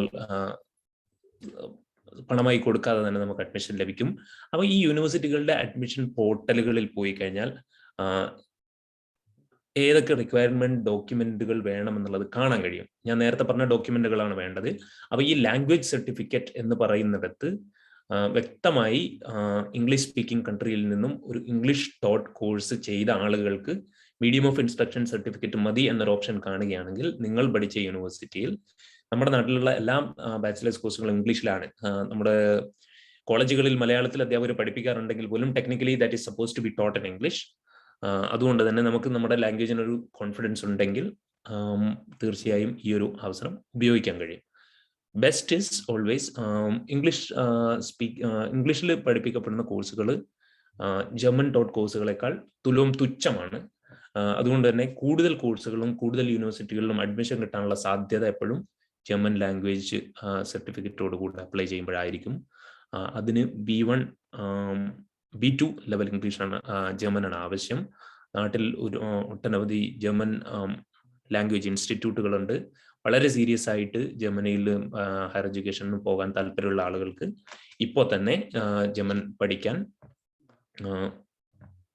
ശ്രമിക്കാവുന്നത് മാത്രമാണ്. സോ ആപ്ലിക്കേഷൻ പ്രോസസ്സ് ഒരു ഭയങ്കര ആനകരമലയല്ല, നമുക്കെല്ലാവർക്കും സ്വന്തമായി ചെയ്യാൻ കഴിയുന്നത് മാത്രമാണ്. I am talking from my own experience. അതുപോലെ തന്നെ ഭൂരിഭാഗം ജർമ്മൻ യൂണിവേഴ്സിറ്റികളിലേക്കും മാസ്റ്റേഴ്സിനും ബാച്ചിലേഴ്സിനും അപ്ലൈ ചെയ്യാൻ യൂണി അസിസ്റ്റ് എന്ന് പറഞ്ഞുകൊണ്ടൊരു പോർട്ടൽ ഉണ്ട്. UNI അസിസ്റ്റ്, യൂണി അസിസ്റ്റ്. യൂണിവേഴ്സിറ്റി അസിസ്റ്റ് എന്നുള്ളതിന്റെ ഷോർട്ട് ഫോമാണ് യൂണി അസിസ്റ്റിൽ നമ്മൾ രജിസ്റ്റർ ചെയ്ത് കഴിഞ്ഞാൽ നമ്മുടെ സർട്ടിഫിക്കറ്റുകൾ അതിൽ അപ്ലോഡ് ചെയ്യാൻ കഴിയും. യൂണി അസിസ്റ്റിൽ നമ്മളൊരു അക്കൗണ്ട് ഉണ്ടാക്കി അതിൽ സർട്ടിഫിക്കറ്റുകൾ അപ്ലോഡ് ചെയ്ത് കഴിഞ്ഞാൽ യൂണി അസിസ്റ്റിന്റെ തന്നെ ഇതൊരു ജർമ്മൻ ഗവൺമെന്റൽ പോർട്ടലാണ്. യൂണി അസിസ്റ്റിന്റെ പോർട്ടലിൽ തന്നെ നമുക്ക് യൂണിവേഴ്സിറ്റികൾ സെർച്ച് ചെയ്യാം. കീവേഡുകൾ വെച്ചിട്ട് ഏത് കോഴ്സ് പഠിക്കണം, ഏത് ജർമ്മൻ ആണോ ഇംഗ്ലീഷ് ആണോ എന്നുള്ളത് സെർച്ച് ചെയ്യാം. ജർമ്മനിയിൽ ഏത് സിറ്റിയിൽ വേണമെന്നുള്ളത് സെർച്ച് ചെയ്യാം. അപ്പം യൂണി അസിസ്റ്റിന് ഫസ്റ്റ് നമ്മൾ രജിസ്റ്റർ ചെയ്യുമ്പോൾ ഒരു 150 euros അതിന് ഫീസ് ആയിട്ട് വരുന്നുണ്ട്. അതിനു മുമ്പ് തന്നെ സ്വന്തമായി യൂണിവേഴ്സിറ്റികൾ സെർച്ച് ചെയ്യുകയും അവിടുത്തെ ആപ്ലിക്കേഷൻ പ്രോസസ്സുകളെ നോക്കുകയും പരിചയിക്കുകയും ചെയ്തതിന് ശേഷം ഞാൻ അപ്ലൈ ചെയ്യാൻ പോവുകയാണ് എന്ന് ഉറപ്പിച്ചതിന് ശേഷം മാത്രം യൂണി അസിസ്റ്റിൽ രജിസ്റ്റർ ചെയ്ത് പണം അടച്ച് രജിസ്റ്റർ ചെയ്യുന്നതായിരിക്കും കുറച്ചുകൂടെ നന്നാവുക. കാരണം ഭൂരിഭാഗം യൂണിവേഴ്സിറ്റികൾക്കും നമുക്ക് നേരിട്ട് അപ്ലൈ ചെയ്യാൻ കഴിയില്ല. ത്രൂ യൂണി അസിസ്റ്റ് ആയിരിക്കും അപ്ലൈ ചെയ്യുക. കാരണം യൂണി അസിസ്റ്റിൽ നമ്മൾ അപ്ലൈ ചെയ്ത് നമ്മുടെ സർട്ടിഫിക്കറ്റുകൾ നമ്മൾ അതിൽ അപ്ലോഡ് ചെയ്ത് കഴിഞ്ഞാൽ അവരത് വെരിഫൈ ചെയ്യും. അപ്പോൾ വൺസ് യൂണി അസിസ്റ്റ് നമ്മുടെ സർട്ടിഫിക്കറ്റുകൾ വെരിഫൈ ചെയ്ത് കഴിഞ്ഞാൽ യൂണിവേഴ്സിറ്റികളിലേക്ക് ആപ്ലിക്കേഷൻ വളരെ ഈസിയാണ്. നാട്ടിലെ ഒരു ഏകജാലക സിംഗിൾ വിൻഡോ സംവിധാനം പോലെയുള്ള ഒരു സംവിധാനമാണ് ഇത്. അപ്പം യൂണി അസിസ്റ്റ് നമ്മുടെ സർട്ടിഫിക്കറ്റുകൾ ഓതറൈസ് ചെയ്ത് കഴിഞ്ഞാൽ it is much easier to apply to so many universities. അപ്പം യൂണി അസിസ്റ്റിൽ ഒരു അക്കൗണ്ട് ഉണ്ടായി കഴിഞ്ഞാൽ അത് ഉപയോഗപ്പെടുത്തി ഒട്ടനവധി യൂണിവേഴ്സിറ്റികളിലേക്ക് നമുക്ക് അപ്ലൈ ചെയ്യാൻ കഴിയും. സോ ബേസിക്കലി ഒട്ടുമിക്ക യൂണിവേഴ്സിറ്റികൾക്കും ആപ്ലിക്കേഷൻ ഫീ ഇല്ല. യൂണി അസിസ്റ്റിന് എടുക്കുന്ന ഒരു ഫീ അല്ലാതെ മറ്റ് ഫീകളില്ല. പിന്നെ ഉള്ളത് ബാച്ചിലേഴ്സിനായാലും മാസ്റ്റേഴ്സിനായാലും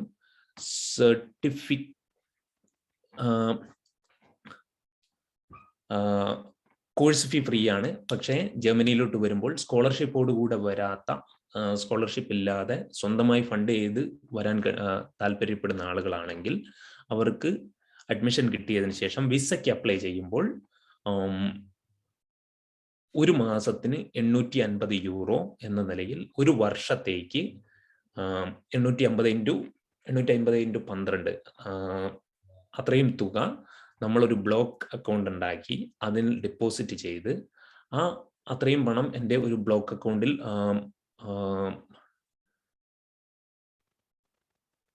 ഡെപ്പോസിറ്റ് ചെയ്തിരിക്കുന്നു എന്ന പ്രൂഫ് നമ്മൾ വിസ ഏജൻസിക്ക് കാണിക്കുമ്പോൾ മാത്രമേ നമുക്ക് വിസ ഗ്രാൻറ്റഡ് ആവുകയുള്ളൂ. സ്കോളർഷിപ്പോടുകൂടെ വരുന്ന ആളുകൾക്ക് തീർച്ചയായും സ്കോളർഷിപ്പിന്റെ ലെറ്റർ കാണിച്ചു കഴിഞ്ഞാൽ ഇത്രയും തുക ബ്ലോക്ക് അക്കൗണ്ടിൽ കാണിക്കേണ്ട ആവശ്യം വരുന്നില്ല. So coming to PhD. രണ്ട് തരം PhDകളാണ് ജർമ്മനിയിൽ പൊതുവിലുള്ളത്. ഒന്നൊരു സ്ട്രക്ചേർഡ് PhD, മറ്റൊന്ന് ഇൻഡിവിജ്വൽ PhD. സ്ട്രക്ചേർഡ് PhD എന്ന് പറഞ്ഞു കഴിഞ്ഞാൽ ഓൾറെഡി റണ്ണിങ് ആയിട്ടുള്ള ഒരു PhD പ്രോജക്റ്റ്, അതിനൊരു സ്ട്രക്ചർ ഉണ്ടാകും. അതിൽ നമ്മുടെ കൂടെ PhD ചെയ്യുന്ന കൊളീഗുകൾ ഉണ്ടാകും. അവർക്ക് കൃത്യമായി ഡിഫൈൻ ചെയ്ത ഒരു റിസർച്ച് ഏരിയ ഉണ്ടാകും. യൂണിവേഴ്സിറ്റികളിലെ സെന്ററുകളാണ് ഇത്തരത്തിലുള്ള സ്ട്രക്ചേർഡ് PhDകൾ നടത്തുക. അവർക്ക് റിസർച്ചിന്റെ ഒരു തീം ഉണ്ടാവും, തീമിന്റെ ഒരു ഡിസ്ക്രിപ്ഷൻ ഉണ്ടാകും. അപ്പം അങ്ങനെയുള്ള പ്രോജക്റ്റുകളും സ്ട്രക്ചേർഡ് PhDകളും നമ്മൾ സെർച്ച് ചെയ്ത് കണ്ടെത്തി കഴിഞ്ഞാൽ നമ്മുടെ റിസർച്ച് ഇൻട്രസ്റ്റുമായി മാച്ച് ചെയ്യുന്ന പ്രോജക്റ്റുകൾ കണ്ടാൽ ഒന്നുകിൽ ഈ പ്രോജക്റ്റിന്റെ കോർഡിനേറ്റർമാർക്ക് നമ്മൾക്ക് ഇമെയിൽ അയക്കാം, അല്ലെങ്കിൽ സ്ട്രക്ചേർഡ് PhDകൾക്ക് സാധാരണഗതിയിൽ സെപ്റ്റംബർ ഒക്ടോബർ നവംബർ മാസങ്ങളിലാണ് PhDക്കുള്ള ആപ്ലിക്കേഷൻ വിളിക്കുക. ഈ വർഷം സെപ്റ്റംബർ ഒക്ടോബർ നവംബർ, അത് യൂണിവേഴ്സിറ്റി സെന്ററുകൾക്ക് അനുസരിച്ച് മാറും. ചില യൂണിവേഴ്സിറ്റി സെപ്റ്റംബറിൽ വിളിക്കും, ചിലത് നവംബറിൽ വിളിക്കും, ചിലത് ഒക്ടോബറിൽ വിളിക്കും. അത് തന്നെ ഡേറ്റ് ഒക്കെ അങ്ങോട്ടും ഇങ്ങോട്ടും ഒക്കെ മാറാം. പക്ഷേ ഈ ഒരു സമയമാണ് ആപ്ലിക്കേഷൻ വിളിക്കുന്ന സമയം. ഈ വർഷം നമ്മൾ അപ്ലൈ ചെയ്താൽ അടുത്ത വർഷം ഇതേ സമയത്താണ് നമുക്ക് അഡ്മിഷൻ കിട്ടുക.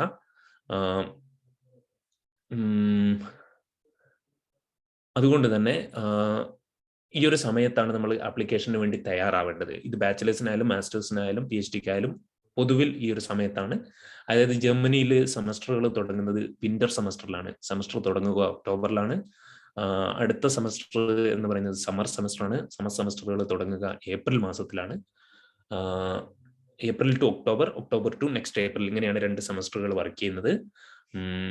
സ്ട്രക്ചേർഡ് PhDകൾക്ക് അപ്ലൈ ചെയ്യാൻ ഞാൻ നേരത്തെ പറഞ്ഞ പോലെ കൃത്യമായ ഒരു നമ്മൾ തയ്യാറാക്കുന്ന റിസർച്ച് പ്രൊപ്പോസൽ, ഏത് പ്രോജക്റ്റിലേക്കാണ് നമ്മൾ അപ്ലൈ ചെയ്യാൻ ഉദ്ദേശിക്കുന്നത്, ആ ഒരു റിസർച്ച് പ്രോജക്റ്റിന്റെയും അവരുടെ റിസർച്ച് ഒബ്ജക്റ്റീവ്സ്, അവരുടെ റിസർച്ച് തീം, അവരുടെ റിസർച്ച് ഇൻട്രസ്റ്റ് ഇതുമായി മാച്ച് ചെയ്യുന്ന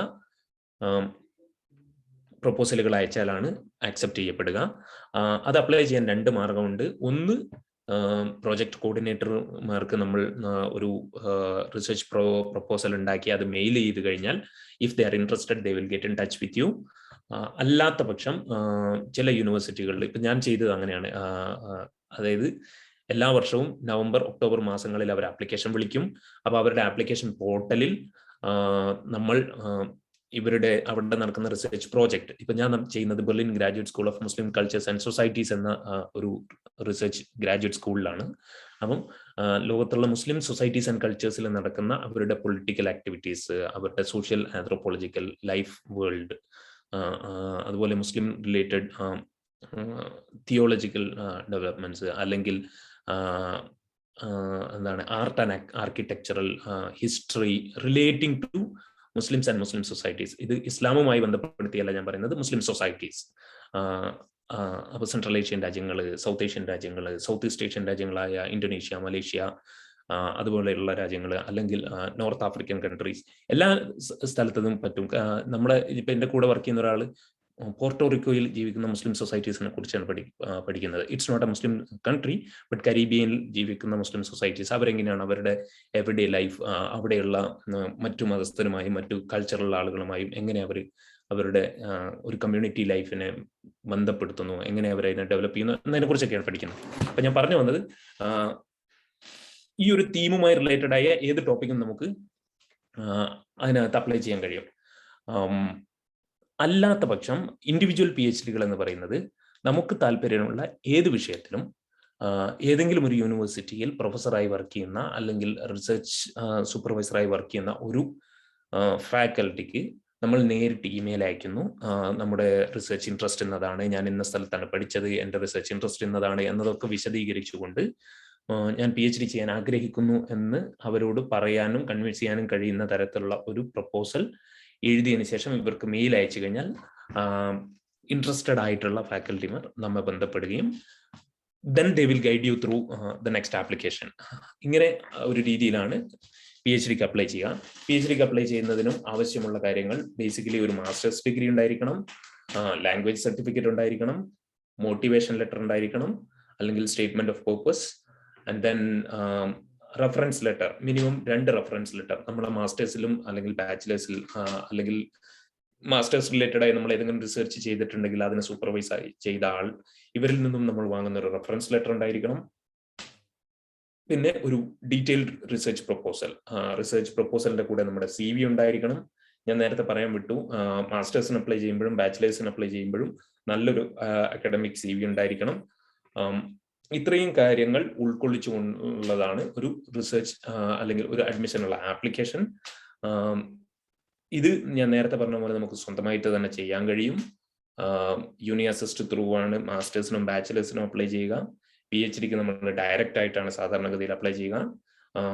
ഓൾമോസ്റ്റ് എല്ലാ സ്ട്രക്ചേർഡ് PhDകളിലും നമ്മൾ അപ്ലൈ ചെയ്യുമ്പോൾ പൊതുവിൽ അഡ്മിഷനോട് കൂടെ തന്നെ നമുക്കൊരു റിസർച്ച് ഫണ്ടിങ് ഉണ്ടായിരിക്കും. അല്ലാത്ത പക്ഷം ഇൻഡിവിജ്വൽ PhD ആയാലും ഈവൻ സ്ട്രക്ചേർഡ് PhD ആയാലും നമുക്ക് അഡ്മിഷൻ കിട്ടിയതിന് ശേഷം നമുക്ക് ഫണ്ട് ലഭിക്കുന്നില്ല എങ്കിൽ, ഓൾറെഡി ഫണ്ടഡ് അല്ല എങ്കിൽ, നമുക്ക് സ്കോളർഷിപ്പുകൾക്ക് അപ്ലൈ ചെയ്യാം.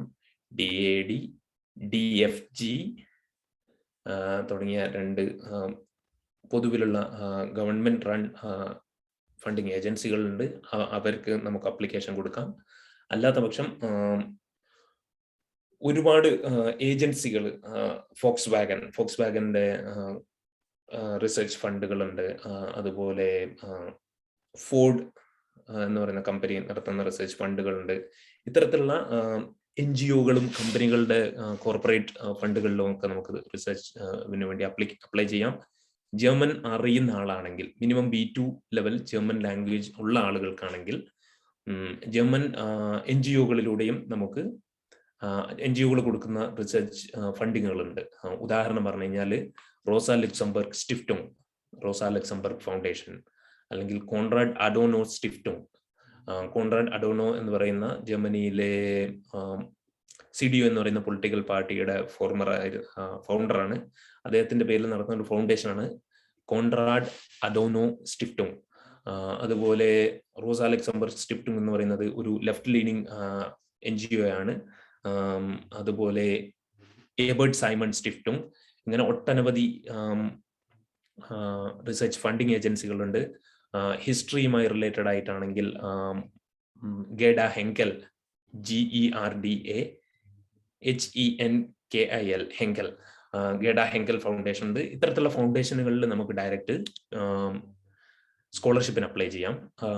അപ്പം ഈ ജർമ്മൻ ഫൗണ്ടേഷനുകളിലേക്ക് സ്കോളർഷിപ്പിന് അപ്ലൈ ചെയ്യുന്നതിന്റെ മെയിൻ ക്രൈറ്റീരിയ, ഇന്ത്യൻ സ്റ്റുഡൻസിന് അപ്ലൈ ചെയ്യുമ്പോഴുള്ള ഒരു ഏറ്റവും ശ്രദ്ധിക്കേണ്ട criteria B2 level German proficiency ഉണ്ടായിരിക്കണം. അത് നമ്മൾ PhD ഇംഗ്ലീഷിൽ ചെയ്താലും ജർമ്മനിൽ ചെയ്താലും ജർമ്മൻ ഏജൻസികൾ, ഗവൺമെന്റ് റൺ ഏജൻസി അല്ലാത്ത ജർമ്മൻ NGOകളിലേക്ക് നമ്മൾ സ്കോളർഷിപ്പിന് അപ്ലൈ ചെയ്യുമ്പോൾ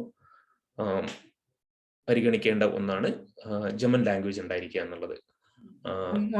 ഇതല്ലാതെ സോറി ടു ഡിസ്റ്റർബ്, നമ്മള് ടൈം ഒന്ന് കൺക്ലൂഡ് ചെയ്യാൻ, മെയിൻ പോയിന്റുകൾ നമുക്ക് വേണം, ഒന്നും മിസ്സാവരുത്. ലാസ്റ്റ് ഒരു മിനിറ്റ് ഞാൻ കൺക്ലൂഡ് ചെയ്യാൻ പോവാണ്. ഇനിയുള്ള ഒരു ഓപ്ഷൻ എന്ന് പറയുന്നത് Erasmus Mundus international masters, bachelors, PhD കോഴ്സുകളുണ്ട്. ഇറാസ്മസ് മുണ്ടസ് എന്ന് പറയുന്ന യൂറോപ്യൻ യൂണിയന്റെ ഒരു പ്രോഗ്രാമാണ്. ഈ പ്രോഗ്രാമിൽ ഇതുവരെ കേട്ടിട്ടില്ലാത്ത ആളുകളുണ്ടെങ്കിൽ തീർച്ചയായും നിങ്ങൾ അതൊന്ന് സെർച്ച് ചെയ്യണം. ഇറാസ്മസ് മുണ്ടൂസിൽ ഒട്ടനവധി കോഴ്സുകളുണ്ട്. അതിന് ഡയറക്റ്റ് അപ്ലൈ ചെയ്യാൻ പറ്റും. ഇത് ജർമ്മനിക്ക് വേണ്ടി മാത്രമല്ല, എല്ലാ യൂറോപ്യൻ യൂണിയനുള്ള രാജ്യങ്ങളും തമ്മിലുള്ള കോഴ്സുകളാണ്. ഇതിന്റെ ഒരു മെയിൻ അട്രാക്ഷൻ എന്ന് പറയുന്നത് മിക്ക മാസ്റ്റേഴ്സ് കോഴ്സുകളും 4 സെമസ്റ്റർ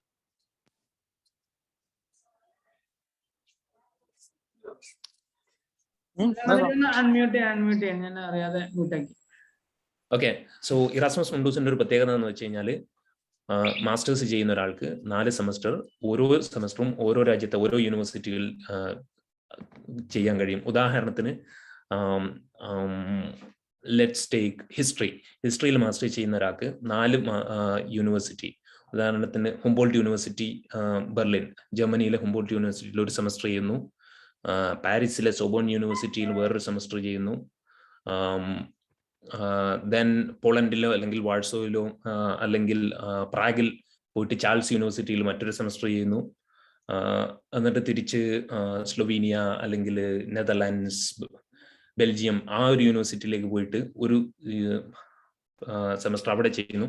4 സെമസ്റ്ററിൽ 4 രാജ്യങ്ങളിലെ 4 യൂണിവേഴ്സിറ്റികളിൽ പോയി ഒരു മാസ്റ്റേഴ്സ് ചെയ്യാൻ കഴിയുന്ന ഒരു വണ്ടർഫുൾ എക്സ്പീരിയൻസ് ആയിരിക്കും.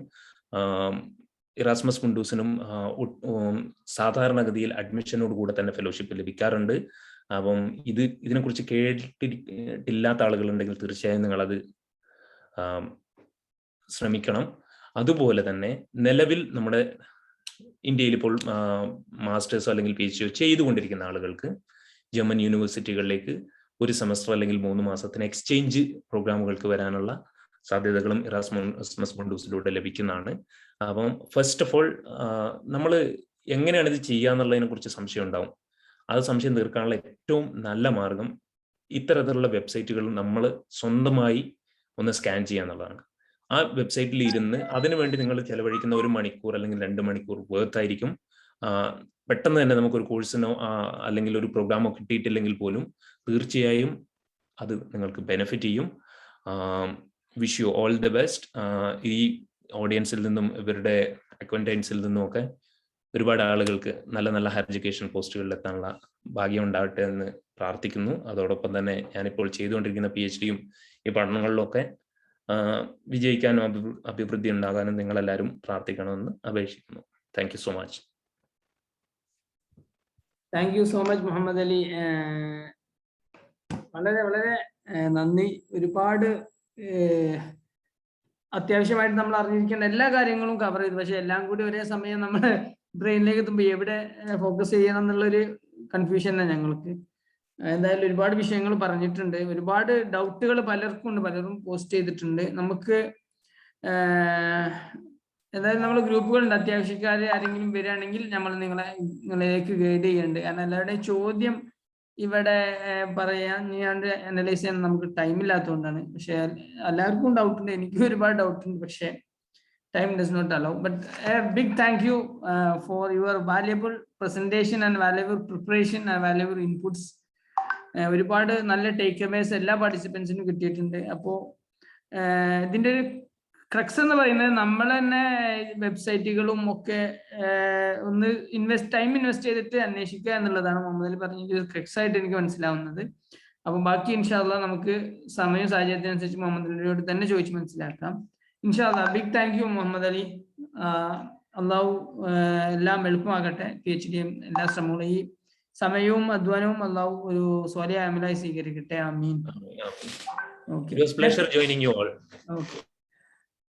Okay, next moving ahead, we are going to Atiq. He's basically from, if I remember correctly, he's from UP. But right now he's doing his master's in Germany. So it will be a nice experience to hear from him how he got into his own university. And because we had met in JNU and he was doing MA Arabic over there. And but he had a craze to do masters in Germany. So no matter what we are doing now, it won't hinder us or it won't hold us back from pursuing our dream. So quite obvious proof is our Atiq. So Atiq will be speaking to you. Over to you, Atiq. Yeah, thank you, Sabir. Assalamu alaikum. My name is Atiq, and as Sabir said, I'm originally from UP. I studied in JNU, and so actually I'm given a responsibility to talk about my journey from India to Germany. So currently I'm pursuing masters in anthropology, and my focus is on religion and politics in the Center of Modern Indian Studies. And before I talk about my journey, I would like to give some overview about my university, which is George August University. Can you share my screen, because I have prepared some presentation as well. You want to share the screen, right? Yes. Okay, then I will make you a host.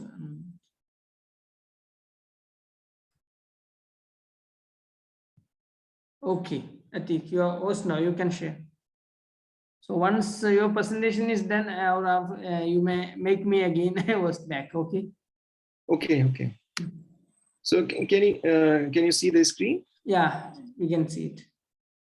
Okay, so currently I'm enrolled in George August University, Göttingen, and this is basically the old building of the university. It's called Aula, which means hall. So it is one of the foremost buildings in the university. Can you well see this building? Yeah, we can. Yeah, so this is iconic building of our university. So I'm going to give some brief introduction about the university. The University of Göttingen was founded in 1734 by George II, King of Great Britain and Elector of Hanover, in the age of Enlightenment in Europe. And this is one of the oldest universities of Germany and ranked 11th in the national university ranking. It is located in the University Turf of Göttingen, which is also called Stadtwissenschaft. This is a German term, which means city of knowledge. And it's also equated with University of Oxford in UK. And interestingly, 44 Nobel laureates have been studied or taught or affiliated with the University of Göttingen so far. So that's really. And talking about the courses and opportunities for the students from India. So university offers varieties of courses. And since a very old university, it has, whole range of subjects, faculties, and special centers. And as Germany's leading university, it's been reputed as the center of excellence for physics, mathematics. So, and it's known worldwide for agriculture, forestry, mathematics and physics, and law. And other faculties are faculties of social sciences, economics, history, sociology, anthropology. And there are some special centers as well, which are meant to focus on various regions, like Center for Modern Studies. This is my center where I study. Center for Indology. This is also very old center.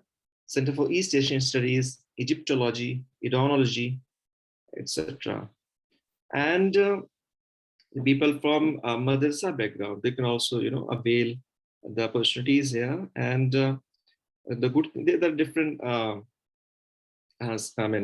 faculties, and Center for Arabic and Islamic Studies, Center for Diversity Studies, Center for Migration Studies, as an example. And there are a whole bunch of courses which can be checked in the website. As previous speakers have said, that German language is very important to survive and thrive in Germany. And so in my university, majority of courses are offered in German language. Almost all bachelor courses are in German. I think 90% courses are in German, and they require really good skill of German language, B2, C1. So it's nice time. People who are studying, they can study there in India, and they can come here. And it's really a good asset to thrive, if you want to thrive here in Germany. But keeping in mind the international market, so a lot of master courses are taught in English. And majority of the international students, they come and do their masters in English here. And so this is brief introduction of my university, and I'm coming to the admission process. And then what is time, and what are the semesters, credit system. And at the end, I think I'll talk about how I got admitted here. So requirement of the courses can be seen in the respective departments. For example, somebody who is interested in history or sociology, economics, so they can go to university website and click on the economics faculty, and they can check all the details. What are the requirements? And there's a brief introduction for all the courses over there. And in our university, there are 2 semesters because they follow semester model, and in which we are supposed to accumulate credits. So there are 2 semesters, summer and winter. Summers start from mid-April and winter start from mid-October. Most courses take admission in winter semester, while some are open for both semester. In my Center for Modern Studies, they are open for, only once a year. That's in September. So the people who want to come and join modern studies, they can apply in September. And since it's also a research university, and there are a lot of people who study PhD and they're pursuing their research. So as I think this portion is covered by the previous speaker, so I think I will skip it. And how to approach supervisor is also, I think, and funding. The most popular is DARD, and because I meet a lot of people who are funded, who are supported financially by DARD, which is very common, and I think one of the largest funding organizations in the world. And there are other non-government organizations, NGOs, and some party-based. For example, there are Left Party, Green Party, Democratic Party. So they also have funding opportunities. And for DARD, a lot of people, they also apply for master's funding. So they can also, avail this opportunity. And it's very interesting to watch. This is basically database. So everybody who is interested in Germany, do not ignore DARD, because DARD is the gateway. You can do a lot of research about your field of interest, about the universities and their requirements, about the scholarships. And in DARD, there are also links to other portal of scholarships. So everybody should visit today, go visit DARD. And DARD also have center in India. It has center in various countries. So it's really useful website. And in my experience, somebody who's not currently enrolled in the universities in Germany, but there is a provision by which they can also come here and experience the atmosphere, the academic milieu here. And this facility is called visiting fellows. These are basically PhD scholars or postdoc or somebody who is, faculty member in any university in India. They can also visit. So from different university in India or elsewhere, they can come and visit the university for the period of 1 semester or 2 semester with the funding from either Erasmus or DARD. So Erasmus is most popular among the students who are masters or in PhD.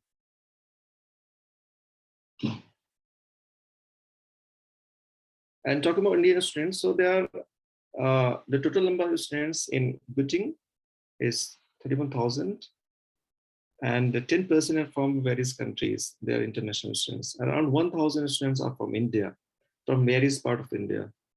A lot of people I've met, they are basically southern part of India, like 4-5 states: Kerala, Tamil Nadu, Karnataka,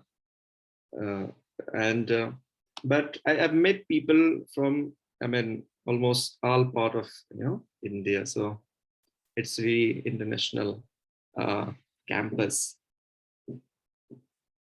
And talking about the town of Göttingen, so it's a really interesting place, and it's a student town. And the larger population in the town is about the age of like less than 30. So most of the people, you see they're young, and everybody can speak English. So it's good to assimilate with the people. And somebody who is interested in Göttingen, so there is a group. It's called Nirmiti. It's basically organized by Indian students here in Göttingen. So people can follow it on Facebook and get the information about that. And last, not the least, my journey to University of Göttingen. Why I chose Göttingen and how how it started, how it's going. So as Subair has introduced, I was studying in JNU, and since German universities have MOUs, Memorandum of Understanding, with various universities in India. So Jawaharlal Nehru was one of them. So they have collaboration. A lot of people from Germany, they go, who are doing research in India, they go visit JNU. And the people who are studying in India, which are in agreement with the MOUs with the German universities, they can also easily come here and study or visit. But it's not limited to the universities which have MOUs. There are a lot of universities which can also, students from other universities can also visit and apply easily. And my choice and my journey is that, as speaker has said, that Germany doesn't charge any tuition fee, and there is no admission fee. So that's a plus point for middle class Indian. So that was really, plus point to apply in Germany. Germany offers world-class education with affordable price. And if you apply, in various countries, for example, in UK or US, you have to pay admission fee as well, and tuition fee. There's a hefty amount of money. But in Germany, in public universities, not in private universities, so if you apply in any of the universities, so you don't have to pay any admission fee, any tuition fee. But it's not totally free, as there are some misconceptions that Germany is totally free. There are some charges called semester contribution, which are around 400 euros in my university. It varies from universities to universities. Some charge 300, some charge 500. So my university charges 400 euros per semester. So this is basically administration charges. But this money comes back to you in the form of ticket. It's called semester ticket. There is the identity card, as we have in India. So similarly, we have in India, in Germany, but it has various functions. We can use it as a printing card. For example, if there is a printing machine, we can touch our card and we can print, and there is money inside. And we can also use it at Mensa. We can also use it as a bus ticket. Whenever the ticket checker comes, we can show the card.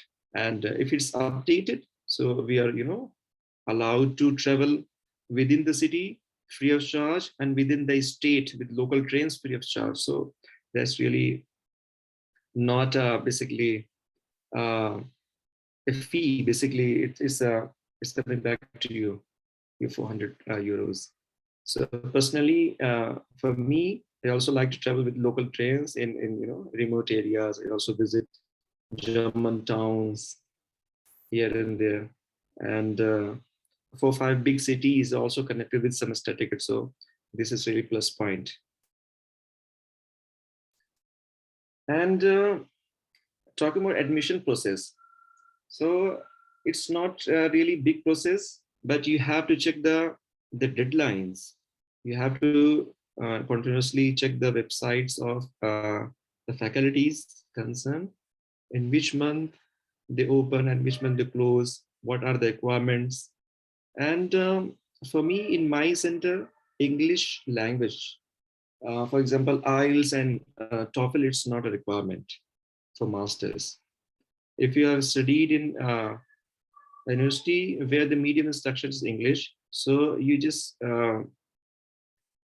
get a certificate from your faculty in India that you have studied in English. So that certificate needed to be produced in front of the admission body, and they can accept it. And there's no need to apply for IELTS. But there are some courses which require IELTS as well. And I think in PhD, you also, are required to produce IELTS courses. And for masters, I think it's 6.5 or 6 to 6.5 for masters and 7 onwards for PhD. So keep in mind. And if there are any course which is taught in German, so you need to produce proof of German language, B1, and from B1 to C1. And is still time there, or I'm running out of time? Actually, we have one more speaker, but so due to some technical errors, he cannot join. Either we will have to change the room to another link. Okay. But, yeah, it's okay. If you can conclude.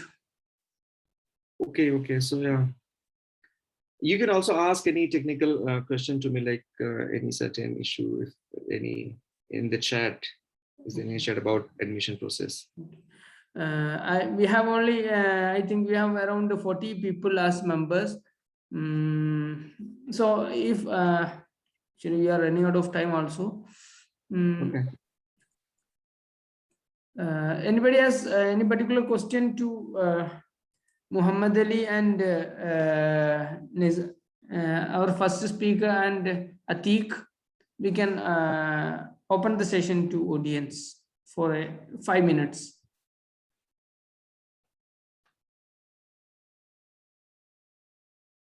Hello, anybody wants to pose any questions? You can unmute the mic.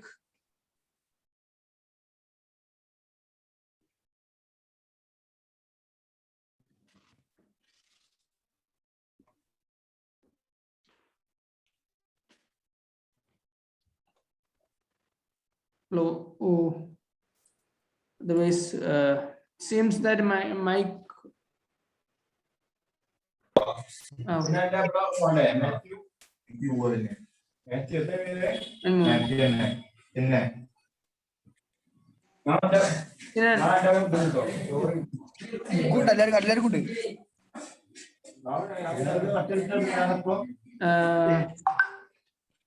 Atiq, can you make me host back?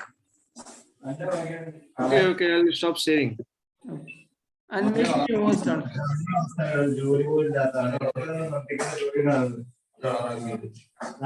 You can make me host.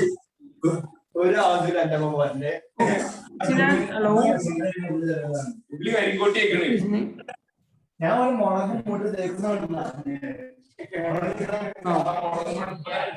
Sorry for the inconvenience. Yes, you're host now. Okay. So we had some important questions. Nias Abdul Khadir has asked, what is the minimum percentage for a public university entry for masters? Is there any particular percentage of mark is required? So Yes. Okay. Yeah, actually, yeah. I mean, yeah, I think 70 onwards you need to have, because there's no entrance exam. Okay. So you're giving admission on the base of your previous performance. So it needs to be good, I think. Okay. One more thing, Nasif. Somebody has asked if one has 80 years of experience in the Internet of Things, what is the possibility of getting a job there? Yeah, IoT has a lot of chance. I think it's one of the leading jobs like DevOps or IoT and the embedded system. These are all like in Germany. There is a lot of opportunity. Okay. I mean, if you don't mind, can you actually we are very unfamiliar with this terminology. What would be it? Internet of Things. IoT it's like how can I say? If it is possible to explain in common man's language, otherwise it's okay. It's like it's like communicating with devices like I mean, especially it's like some data analytics side. Like, Okay, seems it is. yeah, I think, yeah, I it's actually have IoT. just shared a small write-up about IoT.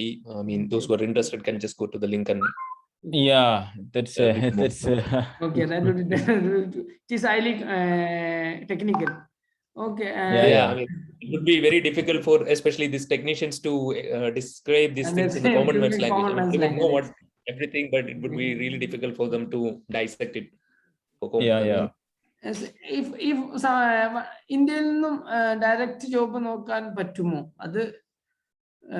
Yeah, there is some there is a like job seeker visa because of corona. It's like they closed these applications. They are not taking any applicants for job seeking right now. Right now, I think only new students can come here. I hear it's again reopened. I think rest of all thing they still closed. ഈ job seeking വിസയുമായി ബന്ധപ്പെട്ട് നമുക്ക് job seeking വിസയ്ക്ക് വേണ്ടിയിട്ട് apply ചെയ്യുമ്പോൾ അവർ പരിഗണിക്കുന്ന ഈ സർട്ടിഫിക്കറ്റുകൾ നമ്മൾ സർട്ടിഫിക്കറ്റ് ഒക്കെ ഭയങ്കര നിർണായകമായിരിക്കും. Yeah, actually, okay, മലയാളത്തിൽ പറയാം. അതായിരിക്കും കൂടുതൽ. അതോ ഇംഗ്ലീഷ് പറയണോ? മലയാളത്തിൽ പറഞ്ഞാൽ ഞാൻ കുറച്ച് പേരേ ഉള്ളൂ.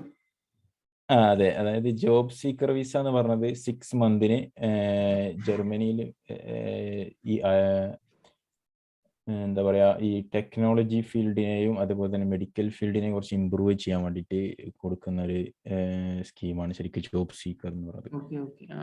അതിൽ തന്നെ അതിൽ പ്രത്യേക ഫീൽഡൊക്കെ ഉണ്ട്. അതായത് എന്തോ ഒരു പേരുണ്ട്, STEM, STEM, അതായത് science, technology, engineering and mathematics. ഈ ഒരു ഫീൽഡിലുള്ള ആൾക്കാർക്കാണ് കൂടുതൽ ചാൻസ് ആ വിസ കിട്ടാനുള്ളത്. പിന്നെ അതിലേക്ക് വേണ്ട ഡോക്യുമെന്റ്സ് എന്ന് പറഞ്ഞാൽ നമ്മളെ വർക്ക് എക്സ്പീരിയൻസ്, നാട്ടിൽ എത്ര കാലം വർക്ക് ചെയ്തു, ഇത്ര ഫീൽഡ്, പിന്നെ ജർമ്മൻ ലാംഗ്വേജിന്റെ സ്കില്ല്, പിന്നെ അതിലിങ്ങനെ ജസ്റ്റ് പോകാനുള്ള ഫണ്ട് മാത്രം കാണിച്ചാൽ മതി. സ്റ്റഡിക്ക് പോലെ 10,000 euro ബ്ലോക്ക് കൂടെ അങ്ങനെ ഒന്നും വേണ്ടില്ല.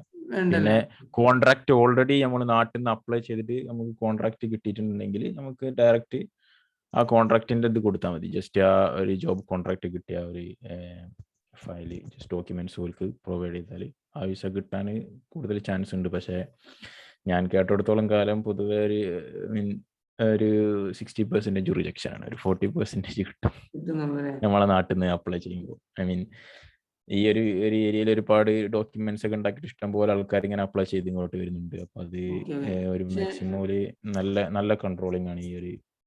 നമ്മളെ ഈ അൺസ്കിൽഡ് വർക്കേഴ്സിനൊന്നും ഒരു വിസ കിട്ടുക എന്നുള്ളത്, അൺസ്കിൽഡ് എന്ന് പറഞ്ഞാല് നമ്മൾ ഇവിടെ എത്തി ഒരു എന്താ പറയാ അൺസ്കിൽഡ് നിങ്ങൾ ഉദ്ദേശിച്ചത് അതായത് ഏതൊരു ജോബിക്കും ഹ്യൂമാനിറ്റി സബ്ജക്റ്റിലൊക്കെ ഒരാൾക്ക് BA MA ഉണ്ടെങ്കിൽ അവർക്ക് ജോബ് സീക്കിംഗ് വിസ കിട്ടാനുള്ള സാധ്യത, അതായത് ഏത് പ്രൊഫഷൻ ആണെന്നുള്ളതാണ്. ഹ്യൂമാനിറ്റീസിലാകുമ്പോഴും കുറെ പ്രൊഫഷൻ, MSW അങ്ങനെ ഒരുപാട് പ്രൊഫഷൻസ് ഉണ്ടാവുമല്ലോ. ഇപ്പൊ ഒരു MA ഇംഗ്ലീഷ്, MA പൊളിറ്റിക്സ് അങ്ങനെയൊക്കെ എടുത്ത ഒരാൾക്ക് ഇപ്പൊ ഇവിടെ ഉള്ളൊരു സാധ്യത എന്ന് പറയുന്നത് ഒരു പെർട്ടിക്കുലർ ഫീൽഡ്, അതായത് ഈ നമ്മുടെ നാട്ടിലാണെങ്കിൽ ഇപ്പോൾ ഒരു പൊളിറ്റിക്സ് അല്ലെങ്കിൽ ഇംഗ്ലീഷ് കഴിഞ്ഞ് ടീച്ചർ ആവണമെന്നുണ്ടെങ്കിൽ നമ്മൾ ജസ്റ്റ് ഇംഗ്ലീഷ് മാത്രമല്ല ഉപയോഗിക്കുന്നത്. മീൻസ് നമ്മുടെ നാട്ടിലൊരു ലോക്കൽ ലാംഗ്വേജ് മീൻസ് നമ്മൾ സംസാരിക്കുന്നുണ്ട്. അപ്പൊ നമ്മളെ ഈ ഒരു സ്കൂളിൽ പഠിപ്പിക്കുക അല്ലെങ്കിൽ വേറെ ഏതെങ്കിലും ഒരു ഫീൽഡിൽ നമ്മൾ വർക്ക് ചെയ്യുകയാണെന്നുണ്ടെങ്കിൽ ജർമ്മൻ ലാംഗ്വേജ് മിനിമം ഒരു C1 C2 അത് നമ്മളെപ്പോഴും, അതായത് പ്രൊഫഷണൽ ലെവലിൽ നമ്മൾ ജർമ്മൻ സംസാരിക്കാൻ കഴിയണം. അല്ലാത്ത പക്ഷം എന്ന് പറഞ്ഞാൽ ജോലി കിട്ടുക എന്നുള്ളത് ഐ മീൻ ഇവിടുത്തെ ആളുകളായിട്ട് കോമ്പറ്റീറ്റ് ചെയ്ത് നിൽക്കാനുള്ള ഒരു ഇതുണ്ടാവില്ല.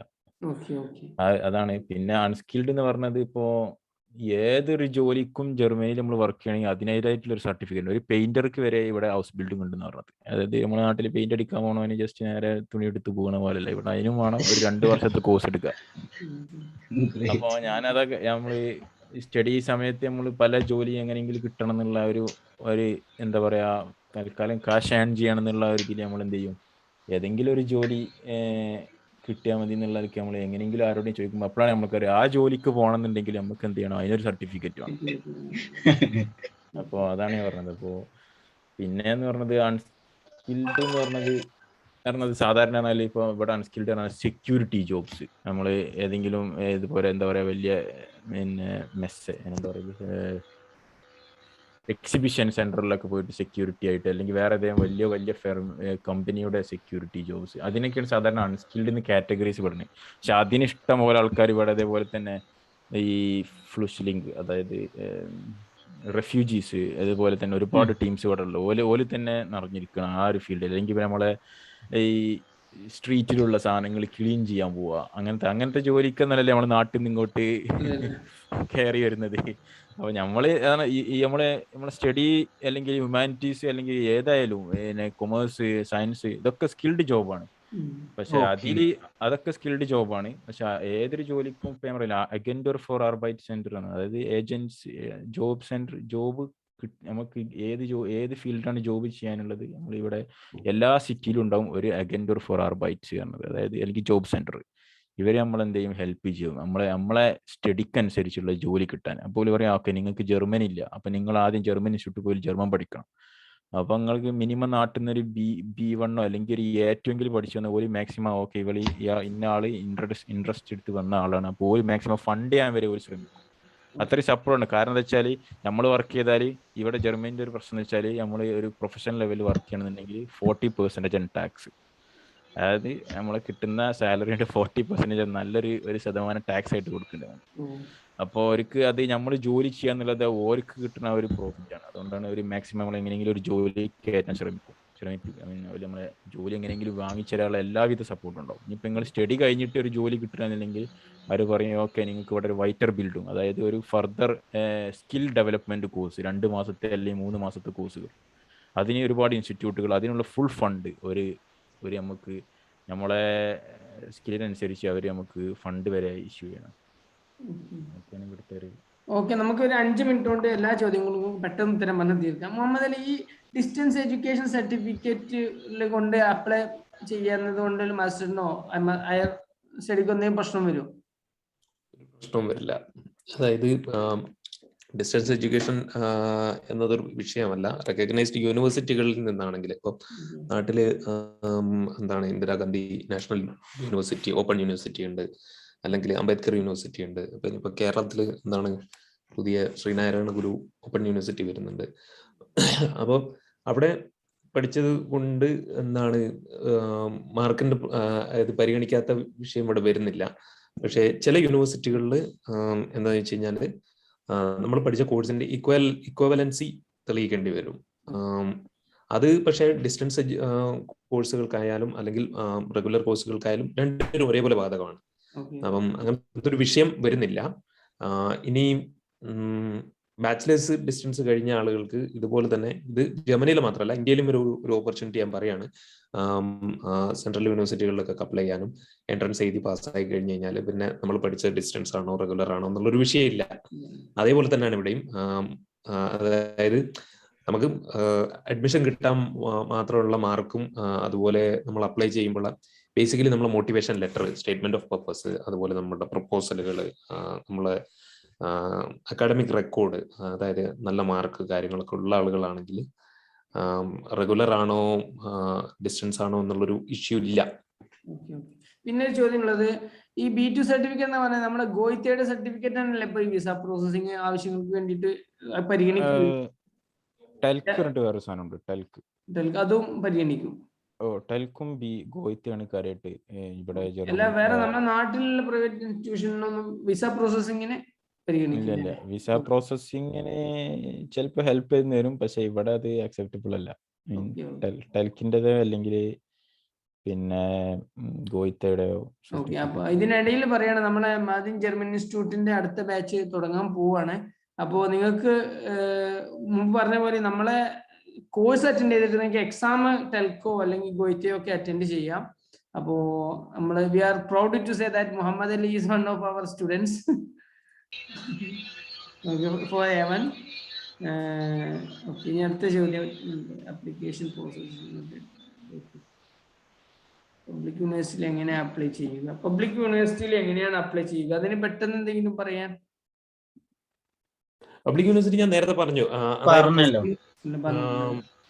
ഫസ്റ്റ് യൂണിവേഴ്സിറ്റി ഏത് യൂണിവേഴ്സിറ്റിയിൽ അപ്ലൈ ചെയ്യണം അല്ലെങ്കിൽ ഏത് കോഴ്സാണ് അപ്ലൈ ചെയ്യണം എന്നുള്ളത് ഞാൻ ഇനി ഒരു ലിങ്ക് കൂടെ പറയാം. mydad.en mydad.en ഞാൻ ഷെയർ ചെയ്തിട്ടുണ്ട്. ഉണ്ടല്ലേ? mydad.en നമുക്കൊരു പ്രൊഫൈൽ ഉണ്ടാക്കിയിട്ട് അതിനകത്ത് ജർമ്മൻ പബ്ലിക് യൂണിവേഴ്സിറ്റി എല്ലാ യൂണിവേഴ്സിറ്റിന്റെയും ഡീറ്റെയിൽസ് നമുക്ക് സെർച്ച് ചെയ്യാൻ കഴിയും. അപ്പം ഏത് കോഴ്സാണ് സെർച്ച് ചെയ്യേണ്ടതെന്ന് വെച്ച് കഴിഞ്ഞാൽ കോഴ്സിന്റെ പേരിട്ട് ചിലപ്പോൾ ആന്ത്രപ്പോളജി അല്ലെങ്കിൽ മാത്തമാറ്റിക്സ്, ഫിസിക്സ് അങ്ങനെ അടിച്ചു കഴിഞ്ഞാൽ അത് ഓഫർ ചെയ്യുന്ന യൂണിവേഴ്സിറ്റികളുടെ ലിസ്റ്റ് കിട്ടും. ആ യൂണിവേഴ്സിറ്റിയുടെ വെബ്സൈറ്റിൽ പോവുക, എന്നിട്ട് നമുക്ക് ഇഷ്ടപ്പെട്ട കോഴ്സ് എവിടെയാണെന്ന് കണ്ടതിന് ശേഷം ഞാൻ നേരത്തെ പറഞ്ഞ മാതിരി യൂണി അസിസ്റ്റിൽ രജിസ്റ്റർ ചെയ്ത് നേരിട്ട് അപ്ലൈ ചെയ്യാൻ കഴിയും. അപ്പം ഇതിൽ ചെയ്യേണ്ടത് ഇതാണ്, കുറച്ചൊരു നമ്മൾ എഫേർട്ട് എടുക്കണം സ്വന്തമായിട്ട് ഇത് കണ്ടുപിടിക്കാൻ. ഞാൻ ഇങ്ങനെ ഇതിൽ സംസാരിക്കുമ്പോൾ ഞാൻ മറ്റ് 1-2 സ്ഥലത്ത് പറഞ്ഞിട്ടുണ്ട്, നല്ല ആഗ്രഹവും തയ്യാറെടുപ്പും ഉണ്ടെങ്കിൽ തീർച്ചയായും ഒരാൾക്ക് കണ്ടെത്താൻ കഴിയും. ഞാൻ ഇത് പറയുന്നത് വെച്ച് കഴിഞ്ഞാൽ ഞാൻ മാസ്റ്റേഴ്സിന് പഠിച്ചുകൊണ്ടിരിക്കുന്ന സമയത്ത് എനിക്ക് ഒരു ഫോറിൻ യൂണിവേഴ്സിറ്റി പഠിക്കണം എന്നുള്ളൊരു ആഗ്രഹമുണ്ട്. ഞാൻ എല്ലാ യൂണിവേഴ്സിറ്റിനെയും സെർച്ച് ചെയ്തുകൊണ്ടിരുന്നത് അന്ന് ഫുട്ബോൾ ക്ലബ്ബുകളുടെ പേര് വെച്ചിട്ടാണ്. മാഞ്ചസ്റ്റർ യുണൈറ്റഡ് എന്നൊരു ക്ലബ്ബ് ഉണ്ട്. അപ്പൊ ഞാൻ യൂണിവേഴ്സിറ്റി ഓഫ് മാഞ്ചസ്റ്ററിന് അടിച്ചു നോക്കും. ഈ ലോകത്ത് ഈ അറിയപ്പെടുന്ന എല്ലാ സിറ്റികളിലും ഒരു യൂണിവേഴ്സിറ്റി ഉണ്ടാവും, അതൊരു ഫാക്ട് ആണ്. അപ്പം യൂണിവേഴ്സിറ്റി ഓഫ് ബാഴ്സലോണ അല്ലെങ്കിൽ യൂണിവേഴ്സിറ്റി ഓഫ് മാദ്രിഡ് ഇങ്ങനെ അടിച്ചു നോക്കും. അപ്പൊ അങ്ങനെ ഒരു യൂണിവേഴ്സിറ്റി ഉണ്ടാവും. അങ്ങനെ ഉണ്ടെങ്കിൽ ഒരു വെബ്സൈറ്റ് കയറി നോക്കാം. വെബ്സൈറ്റിലെ എല്ലാ യൂണിവേഴ്സിറ്റിന്റെയും വെബ്സൈറ്റിൽ അഡ്മിഷൻ എന്നിട്ടൊരു ടാബ് ഉണ്ടാവും. അത് നമ്മൾ എത്ര യൂണിവേഴ്സിറ്റിന്റെ സെർച്ച് ചെയ്യുന്നുള്ളൂ അത്രയും നമുക്ക് ആഗ്രഹമുണ്ട് എന്നാണ് അർത്ഥം. അങ്ങനെയാണ് ഇത് കണ്ടെത്തുക. അതായത് അല്ലെങ്കിൽ പിന്നെ ഏജൻസികൾക്ക് നമ്മൾ പൈസ കൊടുക്കണം, അല്ലാതെ ഇത് ആരും വന്ന് പറഞ്ഞു തരില്ല. അപ്പം ആഗ്രഹമുള്ള ആളുകൾക്ക് തീർച്ചയായും ഇത് ചെയ്താൽ കിട്ടും. അതിന് ഉദാഹരണമായിട്ടാണ് ഇപ്പോൾ അത്തീഖ് ഇസ് ദേർ, അല്ലെങ്കിൽ നസീഫ് കെ ഉണ്ട്, ഞാനിവിടെ ഉണ്ട്. നമ്മളൊക്കെ ഇത് സ്വന്തമായിട്ട് സെർച്ച് ചെയ്താൽ ഇതൊക്കെ കിട്ടും. എല്ലാ ഡീറ്റെയിൽസും കൃത്യമായി പബ്ലിക് യൂണിവേഴ്സിറ്റിയുടെ വെബ്സൈറ്റുകളിൽ ഉണ്ടാവും.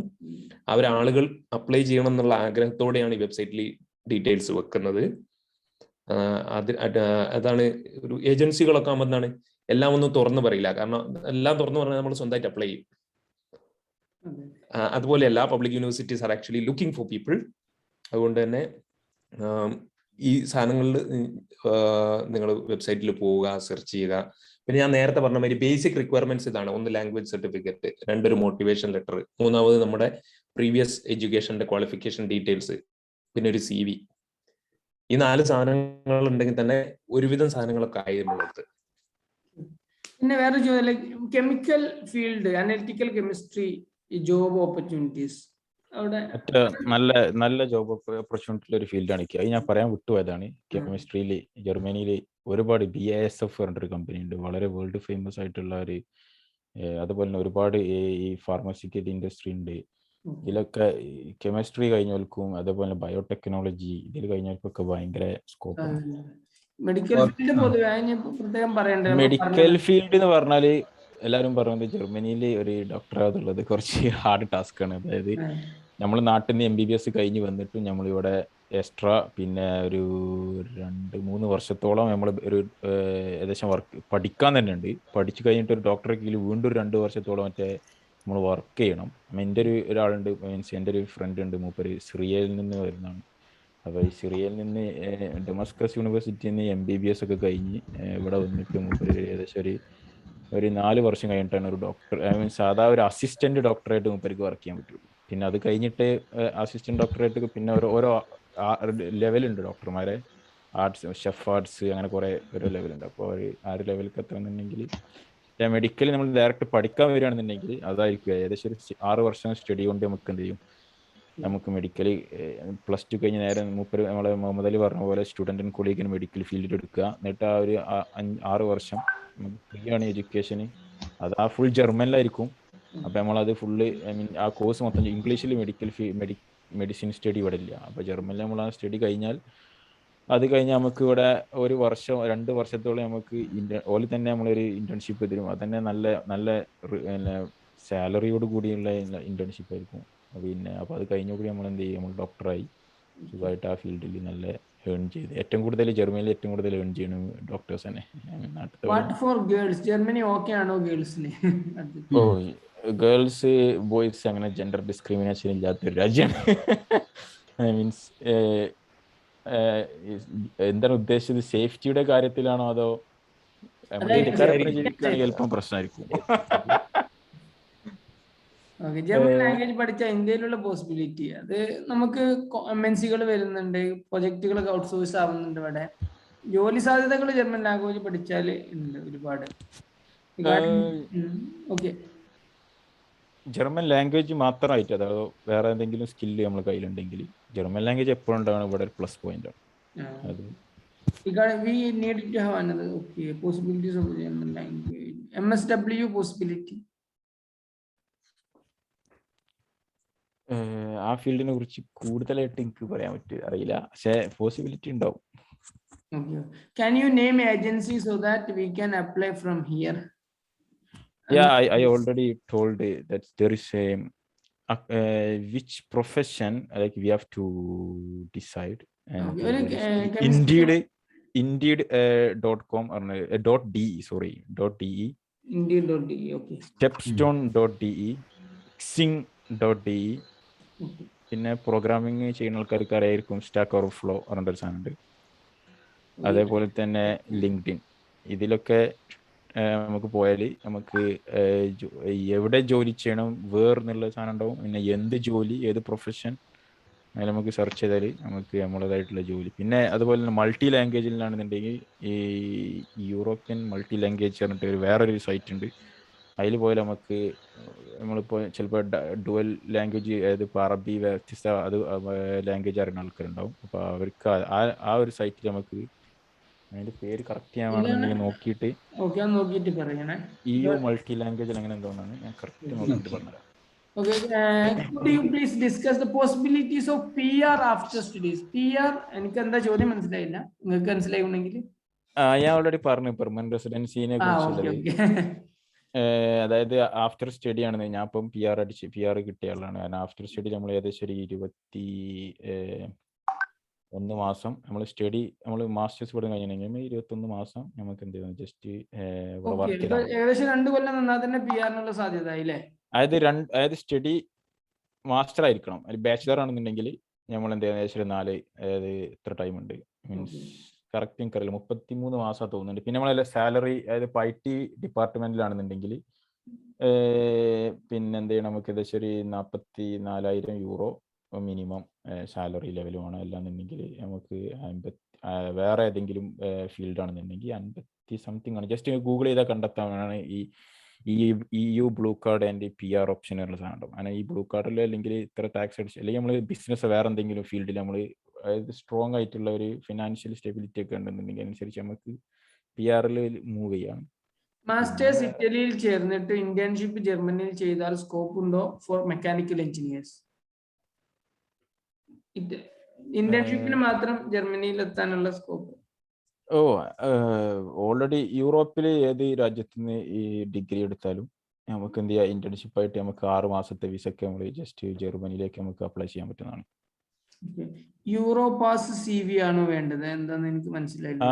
അതെ, euro pass, EU pass CV നമുക്ക് ജസ്റ്റ് ഗൂഗിൾ ചെയ്താൽ മതി. അപ്പൊ അതായത് ഞാൻ നേരത്തെ പറഞ്ഞല്ലോ, ഇന്ത്യൻ CVയും നമ്മളെ യൂറോപ്യൻ CV ആയിട്ട് നല്ല മാറ്റമുണ്ട്. അപ്പൊ ആ യൂറോപ്യൻ CV ഒരു ലെവലിലുള്ള ഒരു CV എപ്പോഴും ഉണ്ടാക്കി. അപ്പൊ യൂറോ പാസ് CV എന്ന് പറയുന്നത് സെർച്ച് ചെയ്താൽ CV ഉണ്ടാക്കാനുള്ള ഫോർമാറ്റ് ആണ്? അതെ, അവരെ ജസ്റ്റ് എല്ലാ ഇൻപുട്ട് ഫീൽഡും ഉണ്ട്. ജസ്റ്റ് നമ്മൾ കാര്യമായിട്ട് നമ്മളെ ഡാറ്റകളൊക്കെ കൊടുത്താൽ ഓട്ടോമാറ്റിക് നമുക്ക് CV ഉണ്ടാക്കി.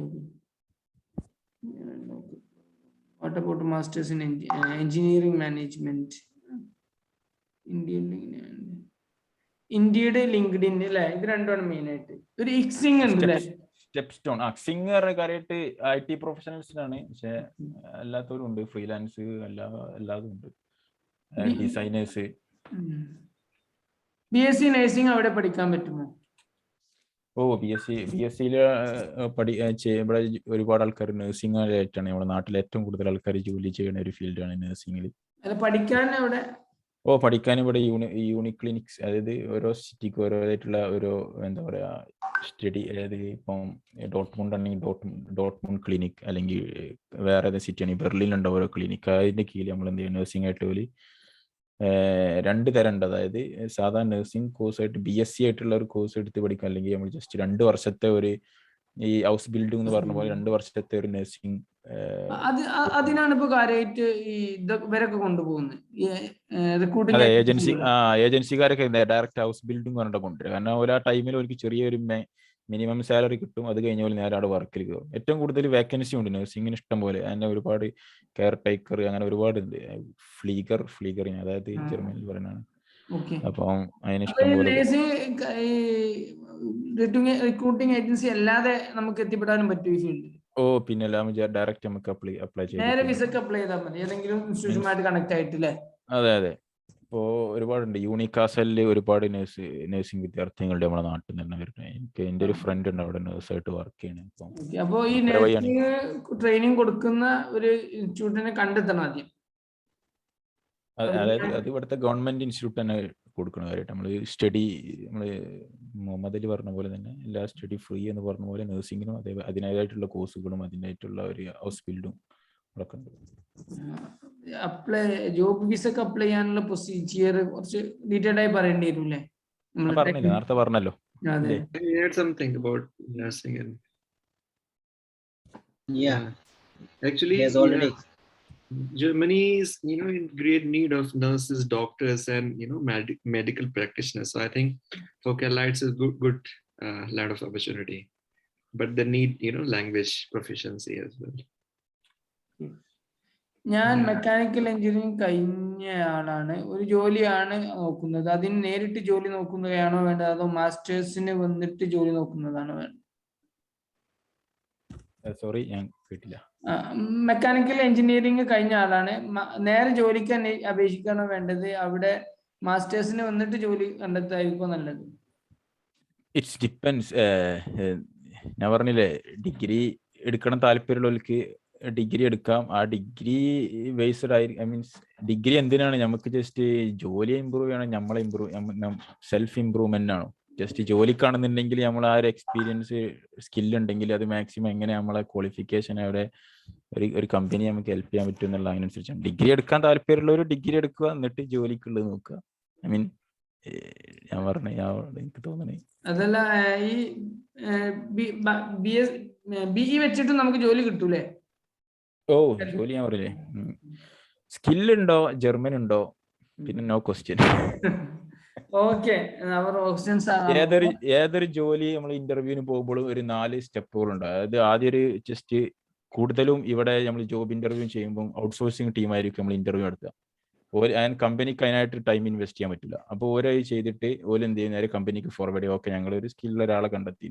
അപ്പോൾ പിന്നെ ഒരു ടെക്നിക്കൽ ഇന്റർവ്യൂ നടത്തും. ആ ടെക്നിക്കൽ ഇന്റർവ്യൂവിൽ നമ്മൾ പാസ്സായാലും പിന്നെ അടുത്ത സെക്ഷനിക്ക് പോകുള്ളൂ. ഒക്കെ കഴിഞ്ഞിട്ട് നമുക്ക് ഒരു വർക്കും തരും, അസൈൻമെന്റ് 2 ആഴ്ചത്തെ. അത് നമ്മൾ ചെയ്ത് ഓക്കെ ആണെന്നുണ്ടെങ്കിൽ നമുക്ക് ആ കമ്പനിയിൽ 6 മാസത്തെ പ്രോബസ് ആയിട്ട്, അതായത് 6 മാസം നമുക്ക് എന്ത് ചെയ്യണം, പോലും നമ്മളെ വർക്ക് നമ്മൾ ചെക്ക് ചെയ്യണം. അതായത് പ്രൊബേഷൻ പീരീഡ്. അതായത് ആ പ്രൊബേഷൻ പീരീഡ് കഴിഞ്ഞാൽ നമുക്ക് ഒരു അൺലിമിറ്റഡ് കോൺട്രാക്ട് ആയി എന്ന് പറയാൻ പറ്റും. ഭയങ്കര കോംപ്ലക്സ് ആണ് ചെറുതായിട്ട്, പക്ഷേ ഒരാള് പക്ഷെ അല്ല, ഇവിടുന്ന് ഈ ജോലിയുമായി ആവശ്യമായി വന്നിട്ട് ഈ പ്രൊബേഷൻ പീരീഡിൽ പാസ്സാവാതിരിക്കുക, അല്ലെങ്കിൽ 2ാം മാസത്തെ ആ ട്രെയിനിങ്ങിൽ പാസ്സാകാത്തവരൊക്കെ ഉണ്ടാവും. അത് കഴിഞ്ഞ എനിക്ക് തോന്നുന്നത് നമ്മളെ നാട്ടിലും എല്ലാ കമ്പനികൾക്കും പ്രൊബേഷൻ ഉണ്ട്. നമ്മളത്ര സീരിയസ് ആയിട്ട് എടുക്കാതെ മാത്രമേ ഉള്ളൂ. Okay, actually very informative session ആയിരുന്നു. ഇപ്പോ അവസാനം ടീമായിട്ടുള്ള ആളുകളാണ്. നസീഫ് എന്തോ പറഞ്ഞു? അല്ല, നിങ്ങൾ എന്തോ പറഞ്ഞു വെക്കുക, ആരും എന്തോ പറഞ്ഞു? ഇല്ല.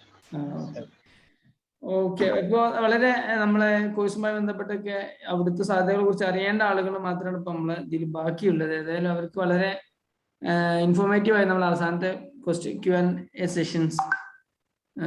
ഇനി നസീഫ്, മുഹമ്മദ് അലി, അത്തീഖ്, നമുക്ക് 2 ജർമ്മൻസ് ഉണ്ടായിരുന്നു. അവരെ നമുക്ക് ടെക്നിക്കൽ ഇഷ്യൂ ആയിട്ട് അവർക്ക് ജോയിൻ ചെയ്യാൻ കഴിയുന്നില്ല. അപ്പോൾ ഇൻഷാ അല്ലാഹ് അടുത്ത വേറെ സെഷനിൽ നമ്മൾ അവരെ ഇൻക്ലൂഡ് ചെയ്യും. എന്തായാലും no words to thank you all. വളരെ നന്ദി മുഹമ്മദ് അലി, നസീഫ്, അത്തീഖ്. വളരെ ഉപകാരപ്പെട്ട സെഷൻസ് ആണ്. പലരുടെയും ലൈഫ് ചേഞ്ചിങ് ഇൻഷാ അല്ലാഹ് ആവാൻ സാധ്യതയുള്ള സെഷനാണ്. അപ്പോൾ അതിൽ നിങ്ങൾക്ക് അതിൻ്റെതായ ഇൻഷാ അല്ലാഹ് ഫലം അള്ളാഹു നൽകട്ടെ എന്ന് പ്രാർത്ഥിക്കുന്നു. അള്ളാഹു ഇത്രയും സമയം, ഏകദേശം 2 മണിക്കൂർ ആയി ഇത്രയും നമ്മളെ കൂടെ നിന്ന് സഹകരിച്ച അത്തീഖ്, മുഹമ്മദ് അലി, നസീഫ്, അള്ളാഹു തക്കതായ പ്രതികരണം നൽകട്ടെ. ആമീൻ. ഇനി നമുക്ക് ഒഫീഷ്യലി താങ്ക്സ് പറയാൻ അവർ course coordinator Salman Faiz is there. So Salman Faiz, over to you. അസ്സലാമു അലൈക്കും.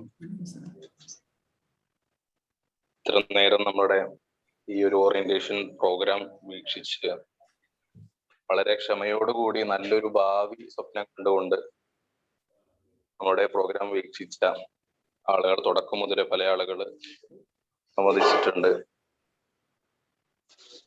എല്ലാവർക്കും ഒറ്റ വാക്കില് നന്ദി പറയുകയാണ്. പ്രത്യേകിച്ചും ഈ ഒരു സാഹചര്യത്തിൽ ഏകദേശം 2 മണിക്കൂറോളം സമയം